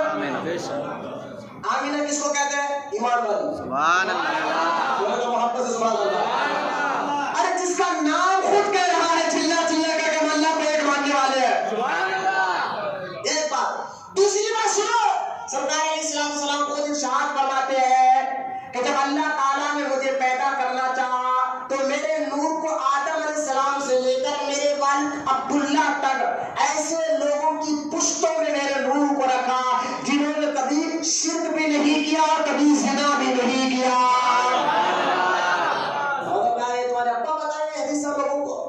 یہ بخاری میں بھی حدیث ہے، سرکار خود فرماتے ہیں مجھے بہترین خاندان میں اللہ نے رکھا، جب مجھے پیدا کرنا چاہا تو اچھے خاندان میں رکھا، اچھے گھرانے میں رکھا، اچھے ماں باپ نے میرے نور کو پیدا کیا۔ اچھا سنیں آپ، حضرت یونس علیہ السلام کا واقعہ تو سنا، سورہ یونس کا۔ یونس علیہ السلام کو مچھی نے نگل لیا تھا، مچھی نے نگلا اور مچھی کے پیٹ میں آپ 40 دن تک رہے، زندہ رہے۔ سبحان اللہ۔ جب نبی پیٹ میں زندہ ہو سکتا ہے تو خبر میں کیوں نہیں ہو سکتا؟ 40 دن قرآن کہتا ہے سورہ 40 دن تک یونس علیہ السلام مچھی کے پیٹ میں رہے۔ یونس علیہ السلام نبی اللہ کے اور سارے نبیوں سے افضل ہمارے نبی ہیں۔ ہمیں جو کہنا یہ بات ذہن میں رکھنا، سارے نبیوں سے افضل ہمارے نبی۔ اعلیٰ ہونے اس لیے تو کہتے ہیں سب سے اعلیٰ وہ اولا، سب سے بالا وہ بالا، ہمارا نبی، خیر سے اولیاء، اولیاء سے رسول اور رسولوں سے اعلیٰ۔ یہ بات حق ہے نا، حق ہے۔ سنیں آپ، یونس علیہ السلام بھی نبی، 40 دن مچھی کے پیٹ میں رہے، اب باہر نکلے۔ اب تفسیر روح البیان اٹھا کر دیکھیں آپ، میں نے ابھی بتایا تفسیر کہتے ہیں کس کو ہے، قرآن نے مانے کھول کر بتانے والے۔ حضرت سیدنا اسماعیل حقی نوری رحمۃ اللہ تعالیٰ علیہ فرماتے تفسیر روح البیان میں، جس مچھی کے پیٹ میں اللہ کے نبی 40 دن رہے، اس مچھی کے پیٹ میں جب تھے، جب تک اس مچھی نے 40 دن تک کیچڑ کو نہیں کھایا، کنجال کو نہیں کھایا، چھوٹے مچھیوں کو بھی نہیں کھایا، اور جب تک اس نبی اس مچھی کے پیٹ میں تھے، سارے سمندر کی مچھیاں اس مچھی کا طواف کر رہے تھے۔ سبحان اللہ، نبی کا ادب جانور بھی جانتے ہیں۔ وقت تو مجھ سے گزر گئے، جانور کو معلوم ہے کہ نبی کا مقام کیا ہوتا ہے۔ حضرت یونس علیہ السلام کے بارے میں آتا ہے، جو مچھی کے پیٹ میں اب 40 دن رہے، اب قیامت کے دن اسی مچھی کو اللہ تعالیٰ انسان بنا کر جنت میں داخل کرے گا۔ ہم نے کہا کیوں؟ کہا نبی پیٹ میں رہے، مچھی کے پیٹ میں 40 دن نبی رہ جائے، اللہ اس کو جنتی بنا دے۔ جنت بولے گا سبحان اللہ، اللہ اس مچھی کو جنتی بنا دے۔ اور جس نبی کے بغیر، جو نبی سارے نبیوں سے افضل اعلیٰ ہو، جس کے پیٹ میں میرے مصطفیٰ 9 مہینے رہے ہو، ان کو اللہ دوزخی کیسے بنا سکتا ہے؟ دلائل میں دوں گا آنے والے جمعہ میں۔ حضور کے والدین جنتی ہیں، مطلب وہاں پر سبحان اللہ، اور اس پر بھی دلائل موجود ہے، ثبوت موجود ہے۔ دوسرا اور تیسرا کیوں چنتے لوگ کہ جب بھی تیسری بات میں نے 2 بات بتا دی، ایک نبی کو یہ نور نہیں مانتے، دوسرا نبی کے والدین کو ایک کافر کہتے ہیں، اور تیسرا حضور جب پیدا ہوئے تو کعبہ جھک گیا۔ سبحان اللہ، کعبے کے اندر 360 بت تھے، وہ گر کر بولنے لگے صلاۃ و السلام علیکہ یا رسول اللہ۔ ایران کا جو سب سے بڑا اس دور میں سپر پاور حکومت تھی، اس کا محل کے 14 کنگورے گر گئے حضور جب پیدا ہوئے تو 14 کنگورے گرے۔ سبحان اللہ، ایران میں 1000 سال سے آگ بجھی نہیں تھی، حضور پیدا ہوئے آگ بجھ گئی۔ سبحان اللہ، بولے سبحان اللہ۔ یہ عجائب بات، جب حضور پیدا ہوئے تارے نیچے آ گئے، جب حضور پیدا ہوئے جانور آپس میں ایک دوسرے کو کہنے کے مبارک ہو مصطفیٰ آ گئے ہیں۔ سارے بات نہیں، ہماری طرح تھے، ایسا کچھ بھی نہیں ہوا، یہ کہتے ہیں باقی۔ یہ تینوں باتوں کے ثبوت ہمارے پاس، اب یہ تینوں باتوں کی انکار کرنے والے وہ تو لہٰذا انکار تو کر نہیں سکتے، ہیلا تو کچھ ملا نہیں، ان کو کچھ ثبوت تو ملا نہیں، جس بات کا یہ ثبوت چاہے ہم دینے کو تیار ہے۔ تو لہٰذا کشیانے بلی کھمبا بچے، ارے سارے باتیں ملے تو نہیں کرتا، کچھ بھی نہیں ملا نا ان کو بولنے کے لیے، بولے میں کام کرو۔ یہ ساری باتیں کب بتائی جاتی ہیں؟ میلاد میں۔ سبحان اللہ، سبحان اللہ، یہ ساری باتیں کب بتائی جاتی ہیں؟ میری طرف نظر رکھیں، بتائیں یہ ساری باتیں میلاد ہی تو بیان کی جاتی ہے۔ تو لہٰذا میں میلاد کرنا حرام ہے، حرام ہے، حرام ہے، حرام ہے۔ ارے بلا کر بولا بھائی حرام کیا، ایسا کیا ہو رہا ہے؟ بازار بتا میلاد میں حرام کرنے کو، اب میلاد کرنے حرام ہے، نبی کا ذکر ہے حرام نہیں، حرام ہے۔ ارے آج بڑے بدعت ہے، بدعت ہے، بولے ہاں دین میں نیا کام ہے، نکالے تم لوگ جھنڈا، صحابہ کے دور میں نہیں تھا نیا کام دین میں۔ ارے مولوی صاحب یہ بات پکڑے، ایسے ہی تو فتوا دی گئے بدعت ہے، بدعت کر کے دیوبند سہارنپور ہے، یوپی میں سہارنپور آج بھی ہے، وہاں کے مدرسہ مولوی خاص کرنے کے آج سے 100 سال پہلے فتوا دیے دین میں نیا کام نکالنا بدعت ہے۔ تو اسی مدرسے کا بچہ آیا، آگے بڑا مولوی صاحب آپ بولے دین میں نیا کام نکالنا بدعت ہے، بولے ہاں بدعت ہے۔ مولوی صاحب کیوں؟ بولے حدیث میں آیا ہے، سرکار نے فرمایا دین میں نیا کام نکالنا بدعت ہے، اور بدعتی کو اللہ دوزخ میں ڈالتا ہے، تو لہٰذا بدعت ہے۔ تو آپ دیکھیں بچے نے کیا کہا، مولوی صاحب نے ہوا خاصی نے مولوی صاحب آپ بات بتائیں نا، پھر آپ کہیں دین میں نیا کام نکالنا بدعت ہے کیا؟ حضور کے زمانے میں جو آپ بخاری کی حدیث کی کتاب ہے یہ حضور کے زمانے میں نہیں تھی، حدیثیں لکھی گئی ہیں لیکن کتاب کی شکل میں نہیں تھی۔ قرآن حضور کے زمانے میں اترا ضرور ہے لیکن کتاب کی شکل میں نہیں تھا۔ بعد میں آیا نا حضور کے بعد کے صحابہ نے اس کو کتاب کی شکل دی۔ امام بخاری تو یہ صحابہ کے بعد پیدا ہوئے، تابعین کے دور میں پیدا ہوئے، اس دور میں حدیث کو حضور کے دور میں حدیث لکھی گئی تھی لیکن کتاب کی شکل میں نہیں تھا۔ لہٰذا یہ بخاری ہے، یہ مسلم ہے، یا ابو داؤد ہے، ترمذی ہے، یہ جو حدیث کی کتابیں ہیں یہ صحابہ کے دور میں نہیں تھے، تابعین کے دور میں نہیں تھے، بعد میں آئے ہیں، لیکن یہ بھی دین میں نیا کام ہے نا۔ آپ دیکھیں مولوی صاحب اٹک گئے اپنی اس میں، اپنی بات اٹک گئے، اب سمجھانے نہیں بیٹا تم سمجھے نہیں، دین میں نیا کام نکالنا بدعت ہے، دین کے لیے نکالنا کوئی بدعت نہیں ہے۔ دین میں نکالنا ہے، دین کوئی بری بات نہیں ہے. ہم نے کہا مولانا یہ میلاد جو ہم جھنڈے لگا رہے ہیں، جو لائٹا لگا رہے ہیں اور جو جلوس نکال رہے ہیں، یہ دین میں نہیں دین کے لیے ہے. سمجھو فرق کو، یہ دین میں نیا کام نہیں، دین کے لیے کام. سبحان اللہ. لگائے سے اس کے ذریعے اذان پھیلتی ہے دور تک. میں نے کہا اذان کو آگے پہنچانے کا ذریعہ مینار ہے، حضور کی تعظیم کو آگے پہنچانے کا ذریعہ مینار ہے. غلو بہت کر دیتے آپ. میں نے کہا دیکھو غلو کرے بغیر اسلام کا مسلمان کا ایمان کامل ہی نہیں ہو سکتا. بولے کیوں؟ غلو کہتے ہیں کس کو ہے؟ کسی چیز کو بڑا چڑھا کر بولنا. اور ہم کو حق معلوم ہے. سبحان اللہ. ہم نبی کو خدا نہیں کہتے، بے شک ہمیں حد معلوم ہے. خدا کا بیٹا نہیں کہتے، نہ خدا کے برابر کہتے ہیں، اور نہ ہماری طرح کہتے ہیں. بے شک سبحان اللہ. خلو کرنا، میں نے کہا خلو کرے بغیر تمہارا ایمان ہی مکمل نہیں ہوتا. بولے کیسا؟ ابا تمہارے انسان ہے نہیں ہے؟ بولے ہے. تم بھی انسان ہے؟ بولے ہے. ابا بھی انسان، تم بھی انسان؟ بولے انسان ہونے میں کوئی فرق؟ بولے نہیں ہے. ہاتھ پیر میں کوئی فرق؟ بولے نہیں ہے. تو ابا ہونے، ابا بھی انسان، بیٹا بھی انسان. کوئی بیٹا ابا ہو گیا، ابا ادھر آ لے، گلے میں ہاتھ ڈال دے، تو بھی انسان ہے کہ انسان چل. لوگ بولے کہ بیٹا تو بھی انسان، ابا بھی انسان، لیکن تو بیٹا ہے، باپ ہے، تجھے عزت دینا پڑے گا. سمجھو آسان اردو میں بات بتا رہا، اب بھی نہیں سمجھو گے تو بولے سبحان اللہ. تجھے عزت غلو کرنا ہی پڑے گا، یار کو عزت دینا پڑے گا کہ ہاں انسان تو ہے لیکن ابا ہے.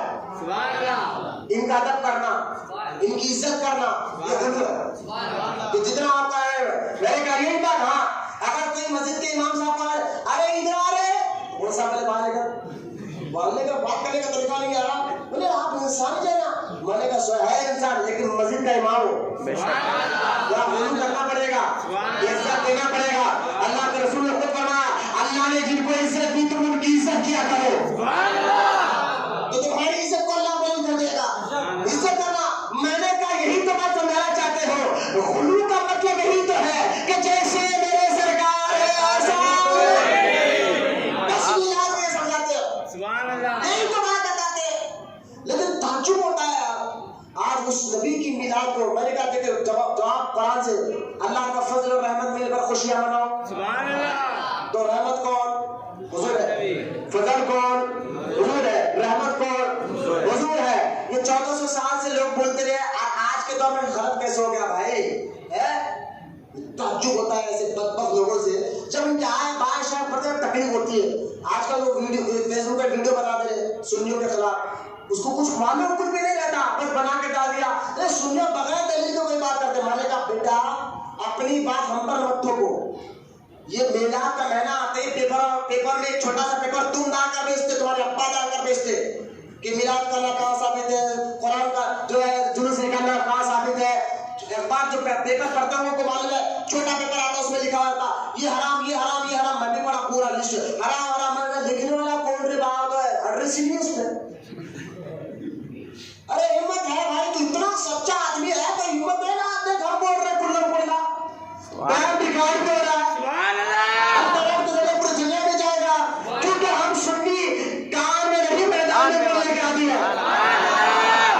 ہاں ہم الحمدللہ زندہ کان کر رہے ہیں معاشی کا رسول ہے. بولے نہیں یہ ساری باتیں حرام حرام حرام ہے. میں نے کہا ایڈریس کہیں نہیں ملا.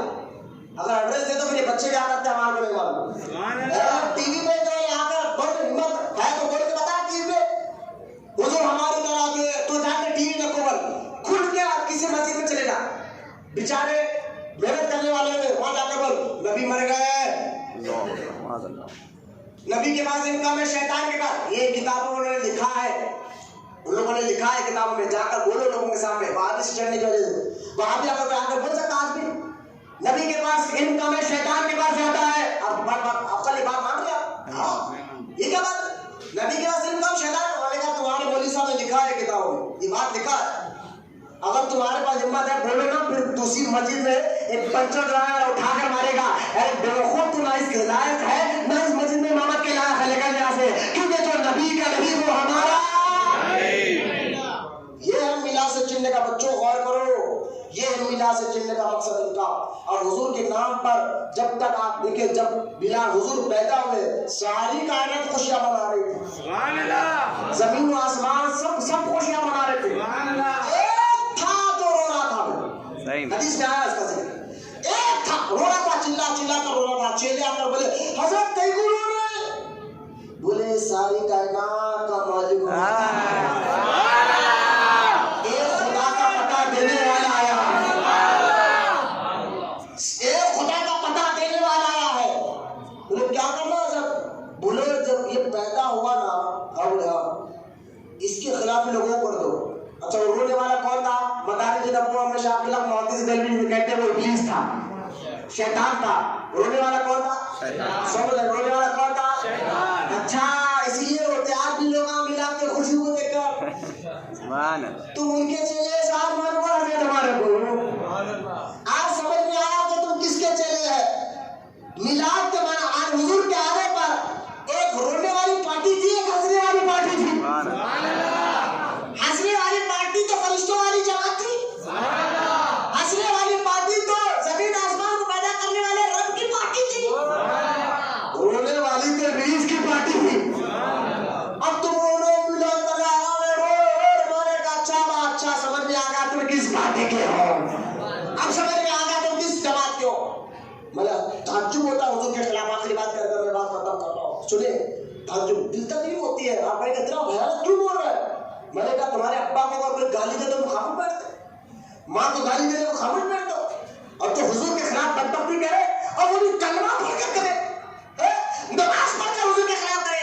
اگر کوئی بچہ پی کا ہوش کھو دے، فل پی لے، یا کبھی غصے میں ہوش کھو دے، چوری ہو گئی، بیٹے کو غصہ بہت آیا، باپ کھڑا تھا، باپ گالی دینے لگا، ماننے لگا. بازو والا میرے ہوش میں ہے؟ ہوش میں ہے تو؟ باپ ہے باپ، باپ ہے باپ، ہوش میں آ. تیرا باپ کھڑا ہے. یہی بات میں وہابیوں سے کہتا ہوں جو تو آج ممبروں میں کہتے ہیں میلاد حرام، شہید یہ حرام. میں کہتا ہوں ہوش میں ہے تو؟ ہوش میں ہے؟ کس کے خلاف بول رہا ہے جو ساری کائنات اس خاطر بنائی گئی؟ سبحان اللہ. حضور کے خلاف بول رہے یہاں ہمیں تو ایسا نہیں چاہیے. تم ہوش میں ہو. میں نے کہا تم شراب بھی ہو سکتے ہو، بے نمازی، اور تم جو حرامی ہو سکتے ہو، اس لیے تو ایسی باتیں کر رہے ہو. ہم اپنے ماں باپ کی حلال جائز اولاد ہے، اس لیے ہم میلاد مناتے ہیں. میلاد کا ثبوت قرآن سے ہے، میلاد کا ثبوت حدیث سے ہے، میلاد کا ثبوت صحابہ سے ہے، میلاد کا ثبوت اجماع سے ہے. میلاد کو 1400 سال سے مسلمان مناتے آ رہے ہیں. شاہ عبدالحق محدث دہلوی میلاد مناتے تھے، شاہ ولی اللہ محدث دہلوی میلاد مناتے تھے، مجدد الفسانی میلاد مناتے تھے، اور سنو شاہ عبدالعزیز محدث دہلوی بھی میلاد مناتے تھے. یہ انڈیا کے 4 ایسے بزرگ ہیں جن کو سنی تو سنی وہابی بھی جنتی کہتا ہے. ہم اپنے بزرگوں کے طریقے میں الحمدللہ بس میلاد میں کچھ غیر حرکتیں جو ہوتے ہیں اس کو نکال دینا چاہیے. میلاد کے موقع پر نماز نہیں چھوڑنا، نہیں چھوڑیں گے انشاءاللہ. جو سرکار نماز کو چھوڑے میلاد کے موقع پر نماز کو نہیں چھوڑنا. دوسرا کھانے کو پھینک کر بے ادبی نہیں کرنا. پانی کھانے کے پیکٹ آپ پھینک کر نہیں دیکھے اس لیے منع کریں. میں نے کہا مولوی صاحب مسجد کے اندر کتا آ گئے تو کتے کو ہٹایا جاتا ہے، مسجد نہیں گرائی جاتی. میلاد کے جلوس میں اگر کوئی غلطی ہو رہی ہے تو غلط کی کام کو غلط بولو، جلوس کو غلط مت بولو. شادی میں اگر کوئی باجا رکھے، شراب رکھے، بولے شادی حرام ہو جاتی کیسے؟ جو کام حرام ہو حرام ہو. شادی حرام، بولے کہا بھائی شراب حرام ہے، باجا حرام ہے، شادی حرام کیسا ہوتی ہے؟ وہ تو سنت ہے نا.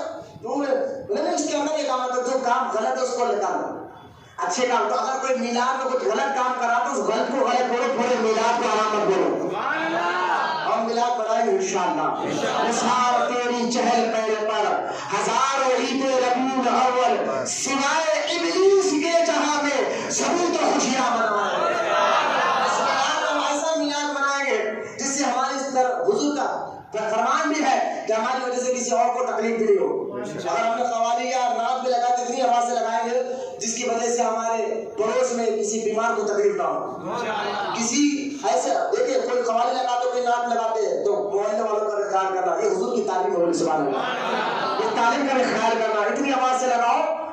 بس اپنے کو سنا اتنی آواز لگا رہے بیچارہ پڑوس میں بیمار ہے اور کسی کو رات پر جب کہ کوئی سو رہا ہے تکلیف نہ دینا. یہ میلاد کا پیغام نہیں ہے. حضور آنے سے تکلیفیں ختم ہوئی ہیں. سبحان اللہ. یہ تکلیف ہٹانے والے کام کرو, دینے والے کام مت کرو. اللہ تعالیٰ سے دعا ہے اللہ ہم تمام کہنے رسول سے زیادہ عمل کی توفیق عطا فرمائے. اللہ تعالیٰ ہمیں سچا عاشق رسول بنائے. اللہ تعالیٰ ہماری نسل میں عاشق رسولوں کو پیدا فرمائے. ہر سنی مسلمان کو بدعقیدہ عقیدہ کو وہابیوں سے ایمان اور عقیدے کی حفاظت فرمائے. اللہ تعالیٰ حضور کے صدقے اہل بیت کے صدقے میں ہماری اور ہمارے ماں باپ کی بخشش فرمائے. مولا تیرا یہ میلاد میرے محبوب کا میلاد ہے. مولا اس میلاد خوب تیرے محبوب کے نام پر ہمیں خیر خیرات کرنے کی توفیق عطا فرما. غریبوں کا خیال کرنے والے کا عطا فرما. مولا جو لوگ مبتلا ہوئے ہیں اس پانی کی وجہ سے اس کے گھر بابا تباہ برباد ہو گئے. مولا حضور کے صدقے میلاد کے صدقے میں مولا حضور کے میلاد کے صدقے میں مولا ان کی مصیبتوں کو دور فرما دے, ان کی پریشانیوں کو دور فرما دے. اور میلاد جتنے لوگ کر رہے ہیں مولا ان کا بھی خیال کرنے کی ہمیں توفیق عطا فرما. ہم سب کی دعاؤں کو حضور